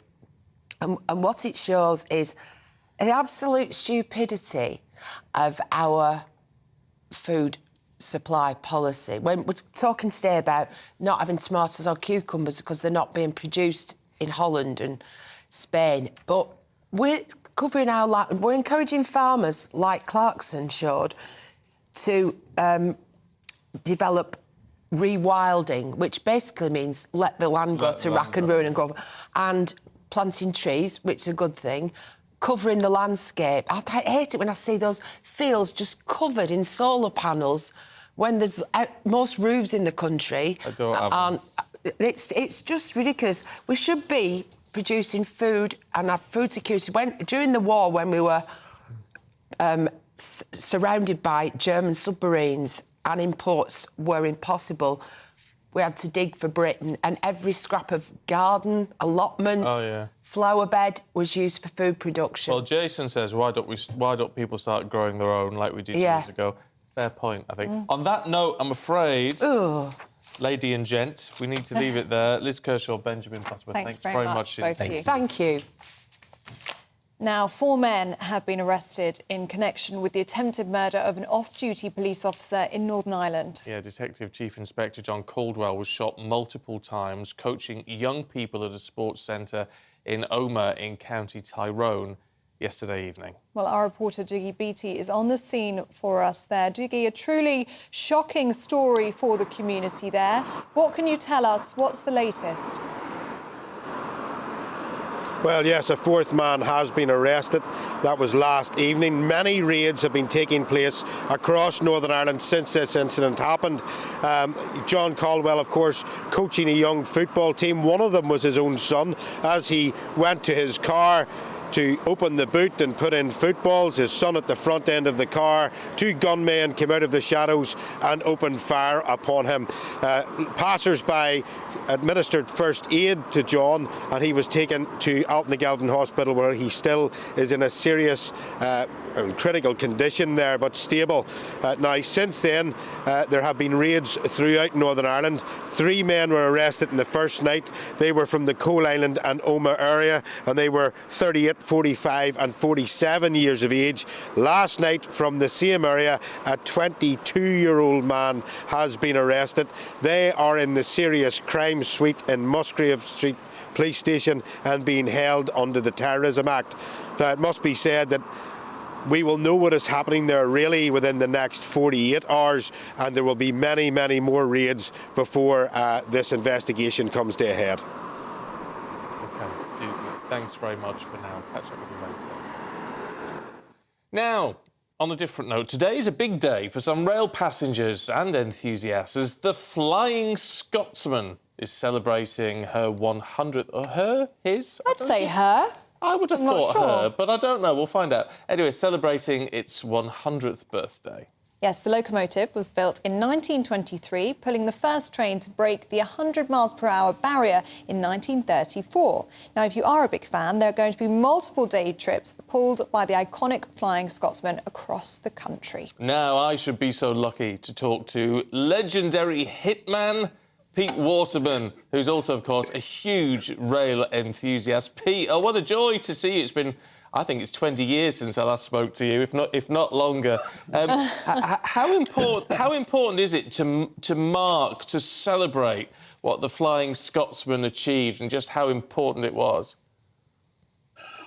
Well, this locomotive amazes me. By the way, I'm the only living owner of this engine, so the National Railway Museum and I are the only custodians. It has a fame which belies really any common sense, and I guess it keeps nostalgia, but more importantly, it keeps a glamorous age that we'll probably never see again alive. Yeah, I was going to say, it is that glamour, isn't it? You look back to these sort of steam locomotives, there is a certain glamour to it which we just can't recreate now. No, we wallow in nostalgia. This was an amazing time, 1923, when this loco first came out. People didn't travel around in 1923. We take travel now for granted. But in 1923, people had never been outside their own village. And so this modern locomotive that's attaining 100 miles an hour and flying up the east coast of Scotland.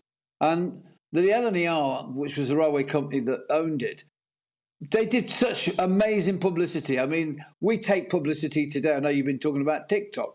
There was no such thing in 1923. So the advertising and the publicity this loco got and the train got, the Flying Scotsman, is unbelievable. We still live with it today.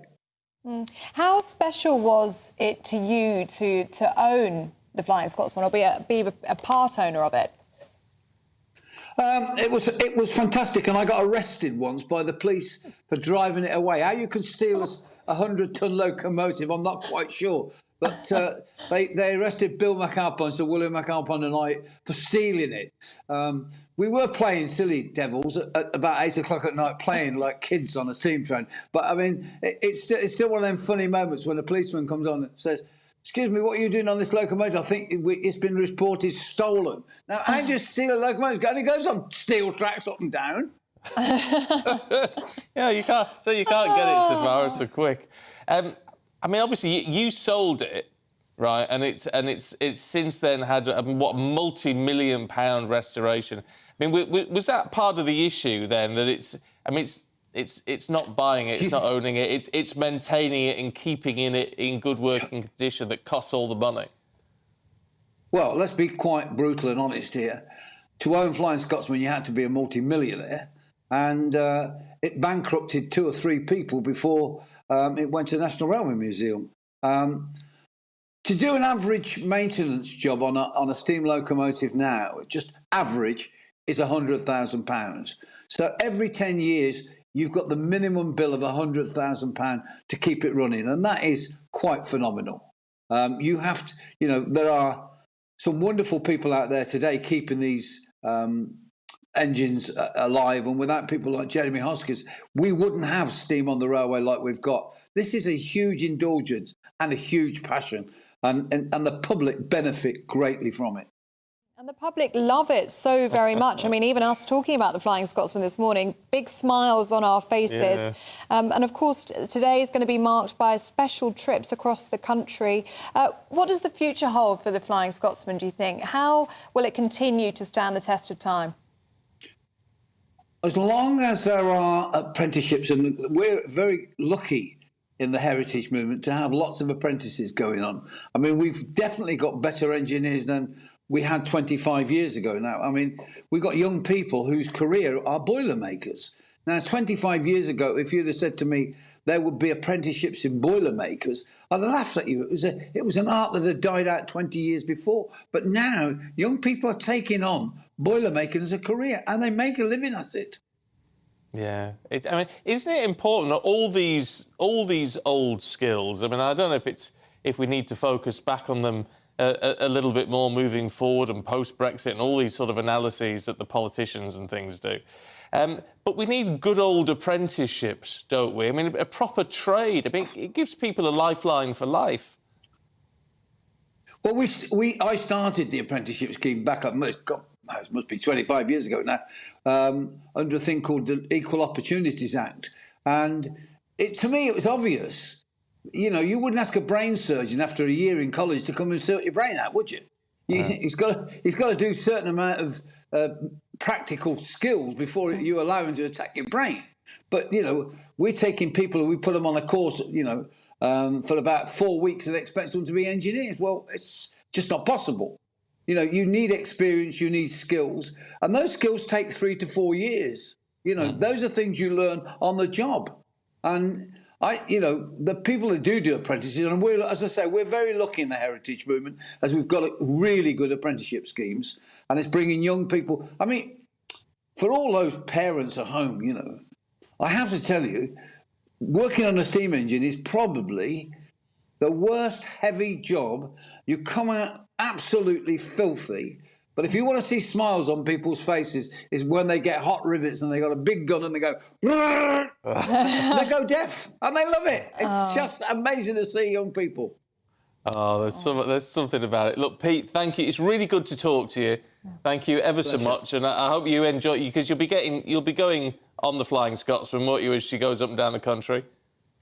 Yes, and in about 10 minutes I'm going to go and play with my trains. Oh, brilliant, lovely good stuff. for you. Pete, thank you very much indeed. He's a legend. He is, yeah. He is God, we could talk to him all morning, couldn't we? He's a really nice fella. Yeah. Look, that is it for this hour. We've got plenty more to come. All the top stories straight after your weather. Hello there, I'm Greg Dewhurst. Welcome to your latest broadcast from the Met Office. Cloud and patchy rain sinking south through the day ahead. Sunshine will follow though, but starting to feel fresher for everyone. Looking at the bigger picture, here's those weather fronts pushing south through the course of the day. High pressure though, always nearby, if anything, moving in for the weekend, meaning there'll be plenty of dry weather to come, though the cloud will build at times. Cloud across the central swathe of the UK first thing Friday morning, patchy rain and drizzle. Blue skies across the far south of England with a patchy frost soon being replaced by cloud, but brightening up through the day across northern England, Scotland and later into Northern Ireland.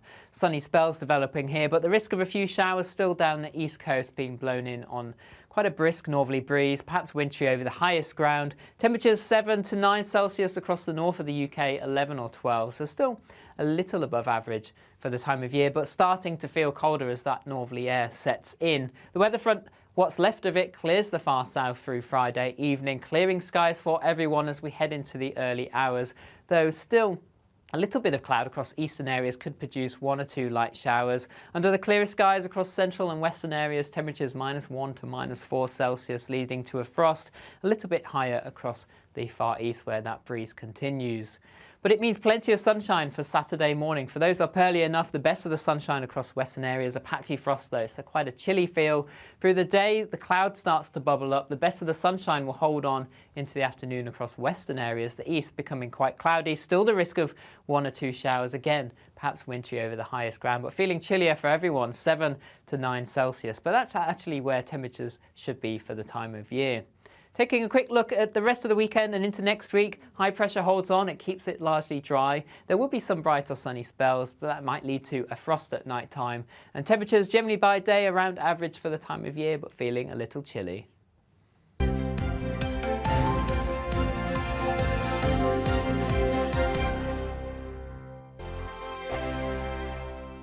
Monday to Thursday, 9 p.m. till 11 p.m. Join me, Dan Wootton. I'll bring you the sharpest takes and hottest debates. Do you not believe in prisons? I don't believe in prisons. I'm completely stunned. I guarantee you there'll be no spin, no bias, no censorship. I actually was personally quite offended by it.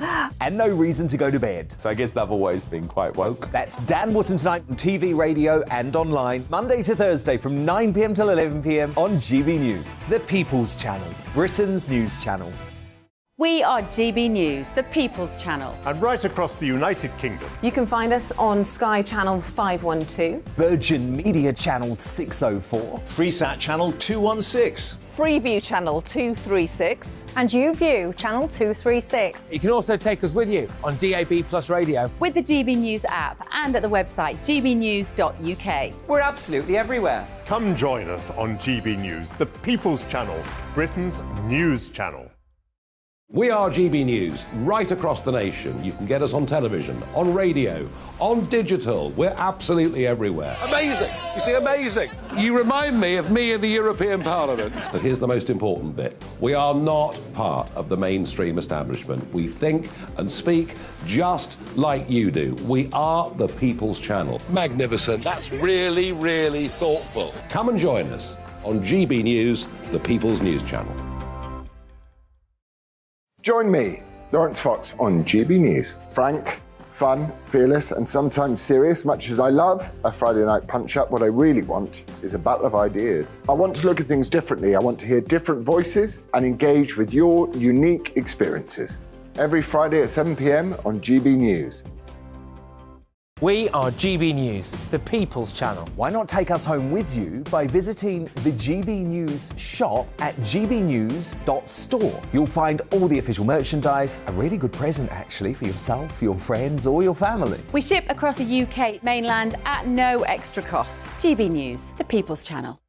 Join me, Patrick Christie's Monday to Friday, 3 till 6. We tackle the day's news agenda like you've never seen before. It's high tempo, high octane, the most controversial topics and the best guests. You will not be able to take your eyes and ears off it. I'm not afraid to ask the questions that you really want answered. 3 till 6 p.m. Monday to Friday on GB News, the People's Channel, Britain's news channel. Join my show Farage, 7 p.m. till 8 p.m. Monday through Thursday. And there you will get opinion, analysis, debate, and I'll cover stories that nobody else dares to touch.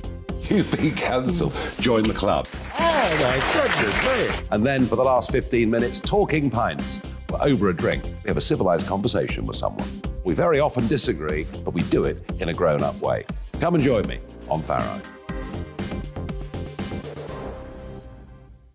I'm Mark White. As GB News Home and Security Editor, I cover those key issues that are so important to you. Our authorities, our communities doing all they can to combat violent crime. With the public services under unbearable strain, why are we still failing to control our borders? Defence, the first priority of any government, has been continually hollowed out. Can we trust our politicians to protect the armed forces? Join me, Mark White, on GB News.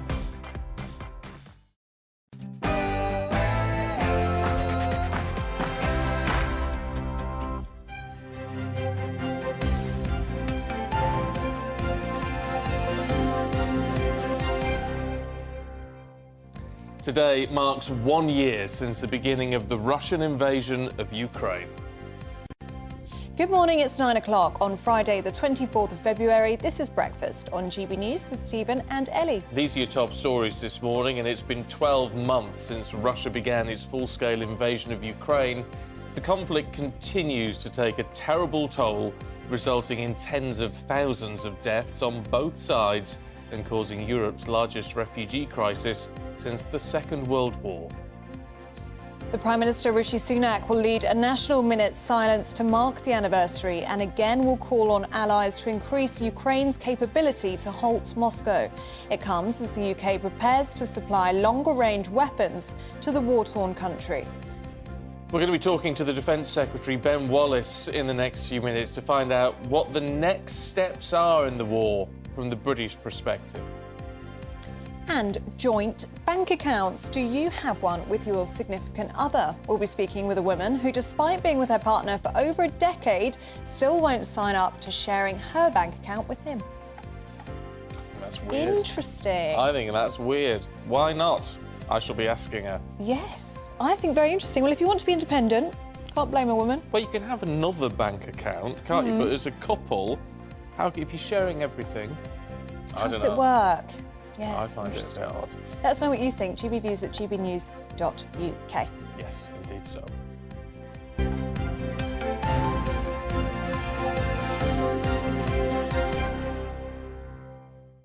Now, it's the first anniversary of Russia's major offensive into Ukraine. It's resulted in tens of thousands of deaths on both sides, and as the UK prepares to supply Ukraine with longer-range weapons, shows no signs of being resolved anytime soon. But alongside calls to provide Ukraine with further military support, the UK government is set to observe a minute's silence at 11 a.m. today. Our Home and Security editor Mark White has this report on the war so far.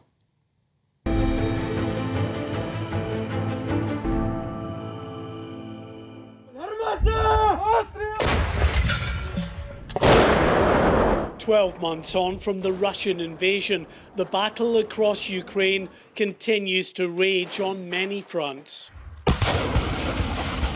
None more fiercely than here in the eastern city of Bakhmut, where Putin's forces are desperate for a symbolic victory ahead of their major spring offensive expected any day. Hardly a building here is untouched by the months of shelling and missile strikes. The life expectancy for troops on the front line around Bakhmut isn't measured in weeks or days, but in hours. Yet somehow Ukrainian forces are continuing to hold out. As this embattled nation enters its second year of conflict, the toll on Ukraine's military and on its civilian population is unbearably grim. They are in desperate need of more aid.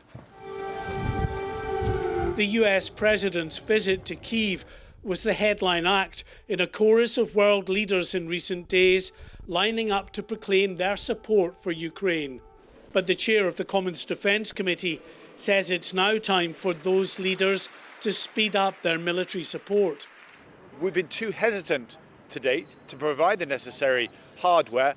A year it took for us to pluck up the carriers to provide the tanks, and now we're having the same debate about air power as well. We should recognise that this is about Russia, standing up to Russia. Ukraine happens to be the theatre of war. President Zelensky could not have been clearer on his recent trip to the UK. He's desperate for Western fighter jets. For now, Rishi Sunak is only offering pilot training. Any move to supply highly complex kit, like aircraft, will not be quick, according to one former general experienced in logistics. And the longer it takes, the more advantageous that is for the Kremlin. When you provide this equipment, you have to provide all of the capability of sustaining it and operating it. The ability to deliver this capability that he's after now to conduct offensive operations is not easy, and it will take a long time. And I'm not convinced that Russia's going to hang around and wait for all this stuff to arrive. It's going to conduct a major offensive to try and preempt the Ukrainian ability to conduct their own offensive operations. In Russia, Vladimir Putin has effectively put his military and the economy on a war footing, setting up factories to refurbish old Soviet-era armour and massively stepping up production of munitions. There is no doubt, say analysts, that Moscow is in this for the long run. They're going to continue this pressure. And as I say, we collectively, I think, are going to, we're going to struggle to enable Ukraine to hold out in this fight over the next months, if not years. And there is another deeply alarming possibility on the horizon. US officials believe China, which has so far only provided non-lethal aid to Russia, may be preparing to offer weapons. Beijing says it has no such plans, but any move in that direction would be seen as a major escalation in this bloody conflict on NATO's borders. Mark White, GB News.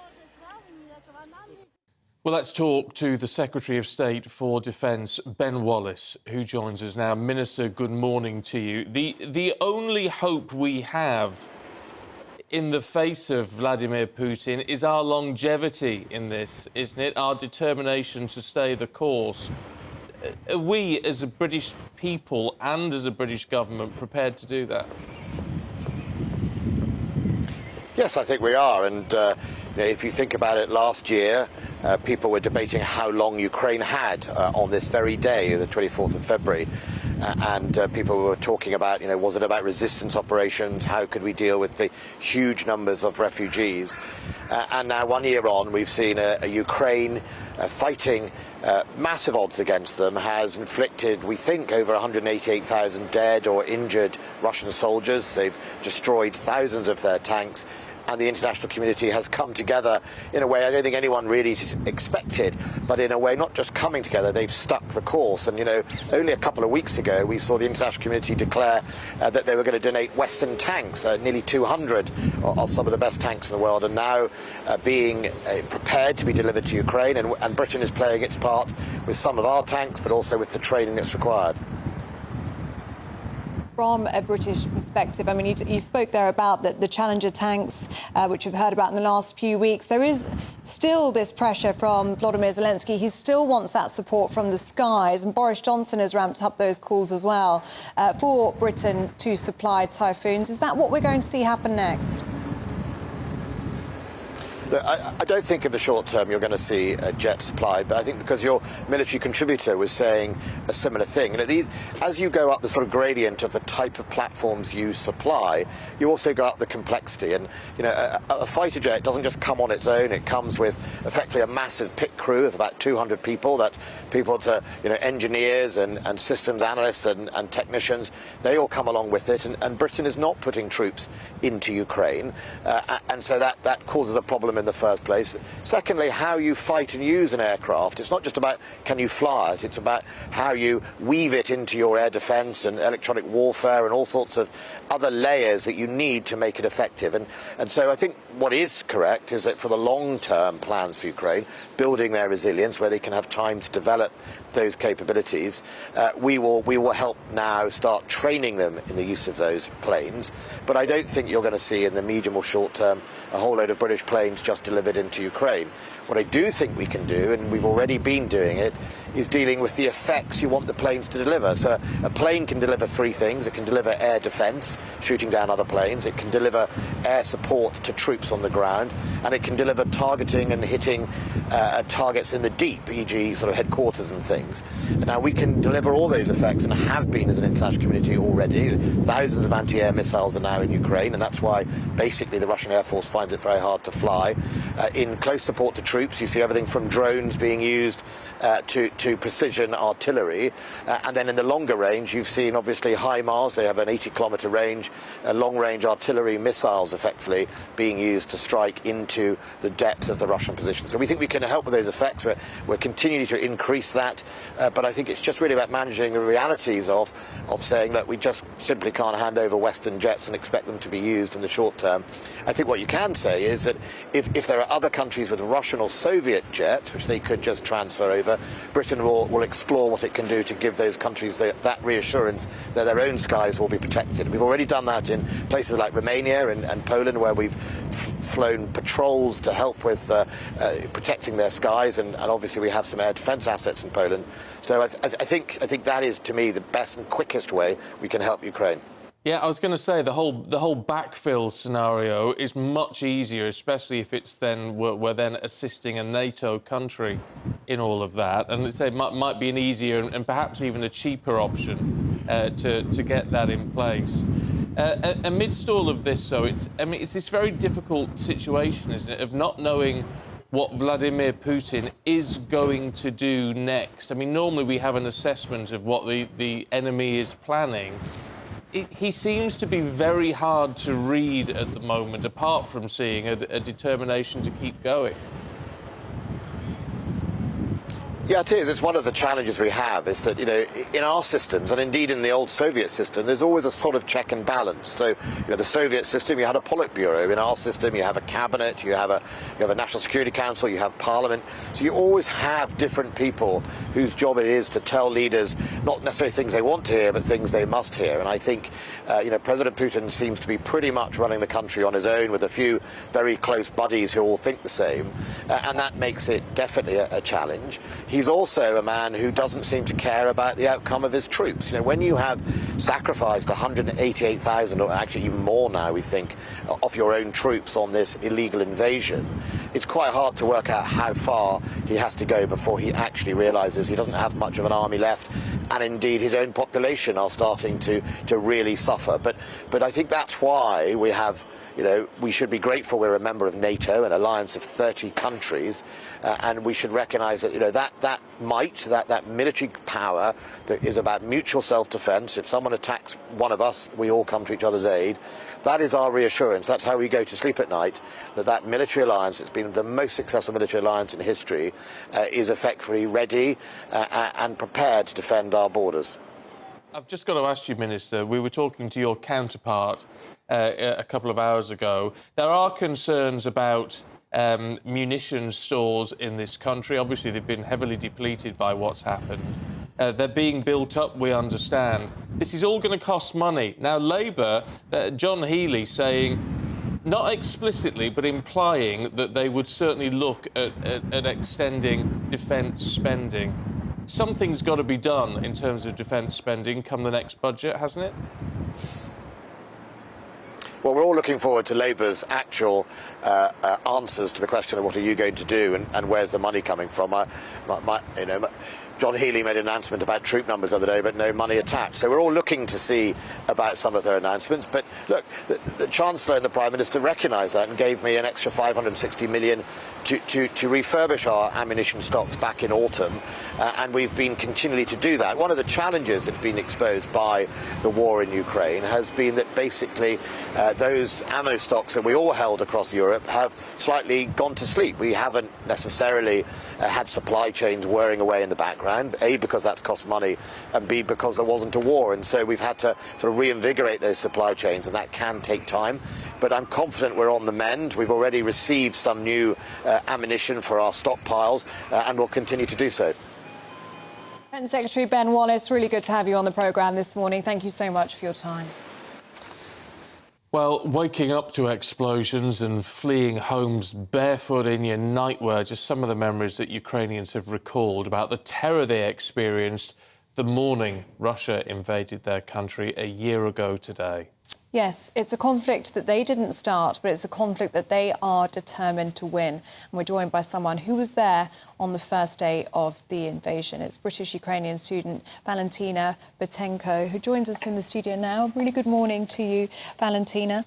So take us back to that morning, please, of the 24th of February 2022. What did you wake up to? Well, it's as vivid to me right now as it was that day when it was happening.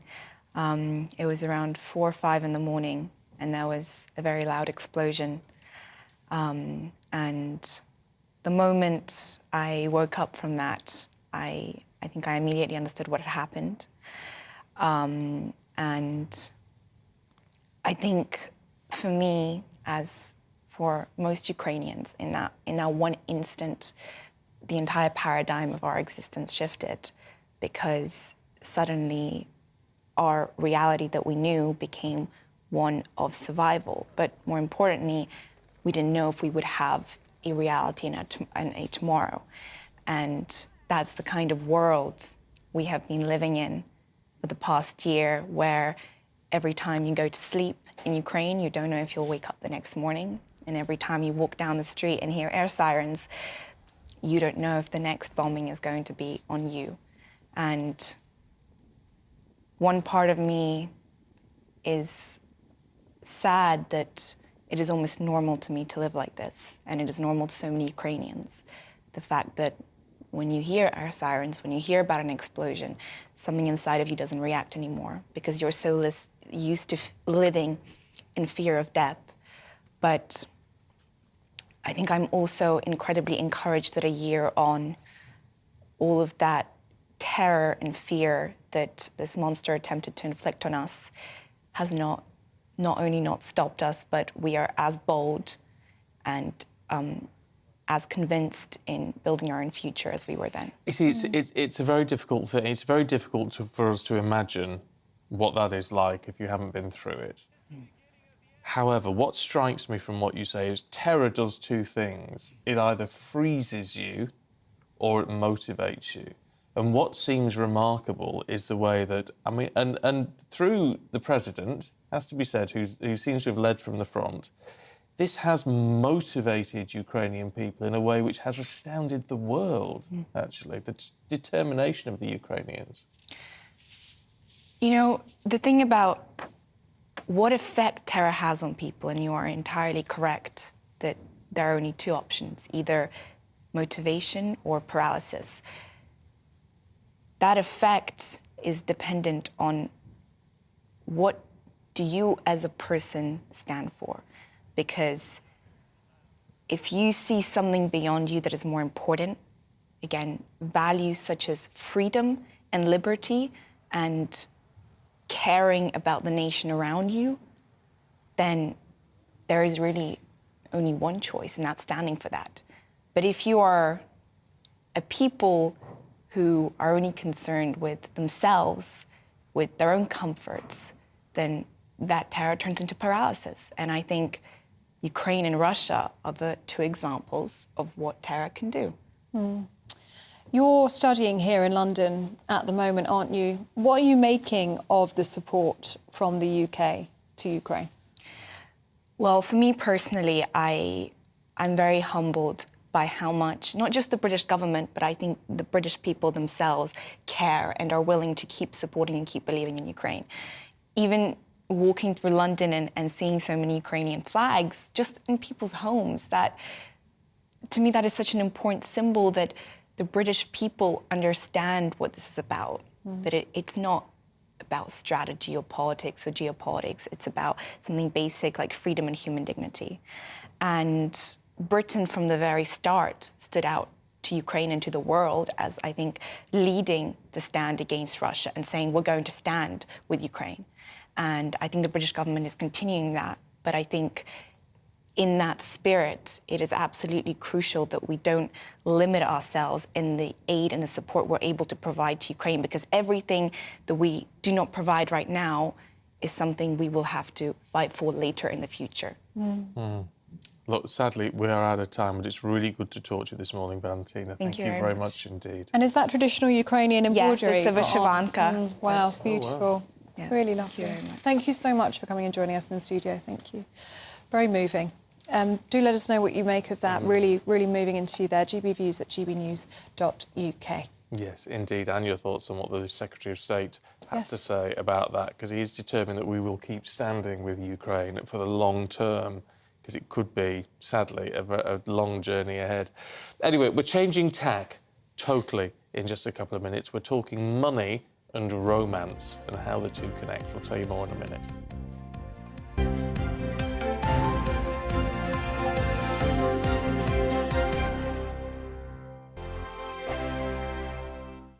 First and foremost, I am a GB News fan, and I was before I was working here. Just love the fact that we're asking the questions that a lot of establishment media won't ask. With a bit of a twist, we not only want to inform you, but we want to keep you entertained. It's worth the drive because you get in and the team's all ready and waiting, they're itching to go, and it's a proper little family. GB News is the People's Channel. It's the audience that makes the programme sing. We're giving our viewers and our listeners a voice. I see the thousands of your letters, tweets, emails, you name it, coming in. Britain is broken. How on earth did we get into this mess? But more importantly, how do we get out of it? The establishment had their chance. Now we're here to represent you. It's time for something different. It's time for GB News. I'm very patriotic. I believe in Britain. Our best days lie ahead. Britain's watching. Britain's watching. Join us here on GB News. The People's Channel. Britain's news channel. I'm Andrew Doyle. Join me at 7 o'clock every Sunday night for Free Speech Nation, the show where I tackle the week's biggest stories in politics and current affairs with the help of my 2 comedian panellists and a variety of special guests. Free Speech Nation, Sunday nights from 7 on GB News, the People's Channel, Britain's news channel. Here on GB News Live, we'll be keeping you in the picture, finding out what's happening across the country and finding out why it matters to you. We'll have the facts fast with our team of reporters and specialist correspondents. Wherever it's happening, we'll be there from 12 noon on TV, radio and online. GB News, the People's Channel, Britain's news channel. I'm Michael Portillo. Join me on GB News on a Sunday morning for topical discussion, debate, arts and culture, and sometimes even ethical dilemmas. I don't always agree with you, Michael. Michael Portillo, Sundays on GB News, the People's Channel, Britain's news channel. Hello, I'm Michelle Dewberry, and you can join me every weekday 6 till 7 on Jubes and Kerr. You're an inspiration to us all. Clip that bit up. Well, you are. That's my ringtone. My political ambitions those days are gone, I can tell you. She's only teasing. Go on. He's probably going to want to lay down now. I'll give him 2 minutes to have one. Let's respectfully disagree. That's what we like on Jubes and Kerr. Come and join us. GB News, the People's Channel. Michelle Dewberry, weekday evenings at 6 o'clock. I'm Simon Evans. Join me on GB News for Headliners at 11 p.m. What's the scoop? I'll be joined by 2 of the country's top comedians. That's right. As we take a look at tomorrow's newspapers tonight. We're going to get into trouble. If it's a big story, we'll be covering it. Spill some tea on him. There we go. But we'll also have some fun. I wouldn't stick up a bank. My father didn't love me. So anyway. Headliners every night from 11 on GB News, the People's Channel, Britain's news channel. Join me, Nana Akue, Saturday and Sunday afternoons on GB News. Expect fiery debate and passionate discussion as me and my panel tackle some of the biggest topics hitting the headlines. It's a place for everyone's opinion. No one gets cancelled, but no one gets an easy ride. Oh, she's on it today! Be ready for conversations that are fierce, frank, and of course, fun. Every Saturday and Sunday afternoon from 4 p.m. on GB News, the People's Channel.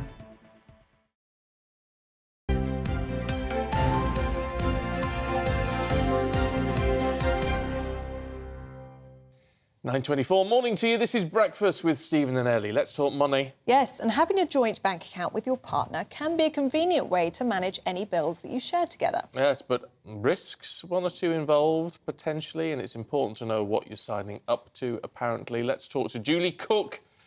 She and her husband have been together for 17 years, never had a joint bank account. Why, Julie? I think it's crackers.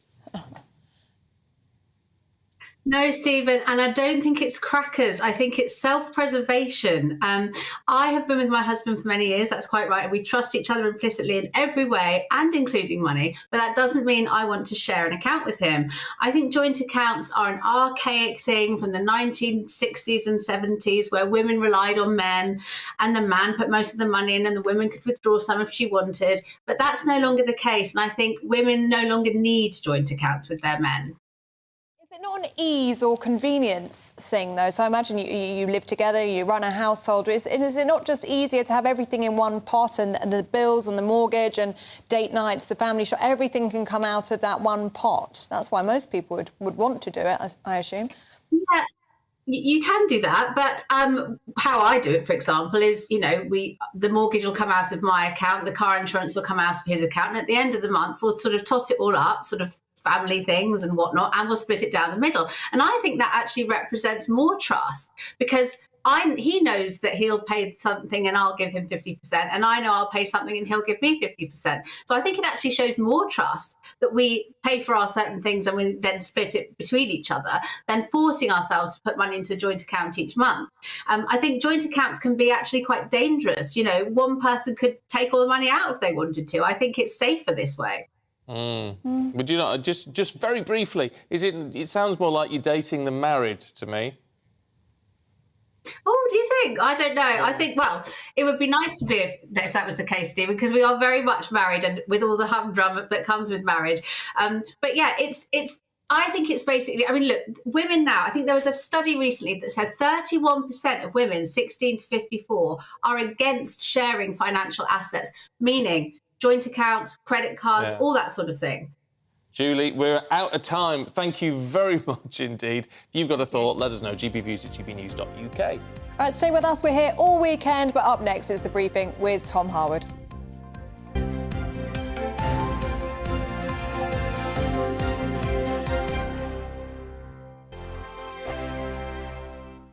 It's all about family, being in people's living rooms, all the interaction and getting to know who our viewers and listeners are. When I was young, my dad used to say, Nana, stop arguing. I wanted an outlet that would enable me to give my opinion.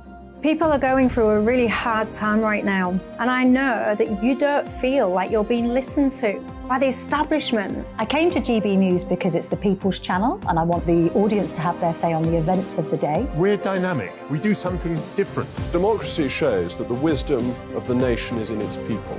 I get to travel to find out what the story is from a personal perspective. The British people aren't fools. We know when we're not being told the full story. We've got to work out how Britain moves forward from this. Is the best country in the world. The establishment had their chance. Now we're here to represent your views. Britain's watching. Britain's watching. Britain's watching. We're proud to be GB News. The People's Channel. Britain's news channel. Monday to Thursday on GB News, it's Bev Turner Today from 10 a.m. We're going to be here for you, our GB News family, to keep you up to date, but also make you smile.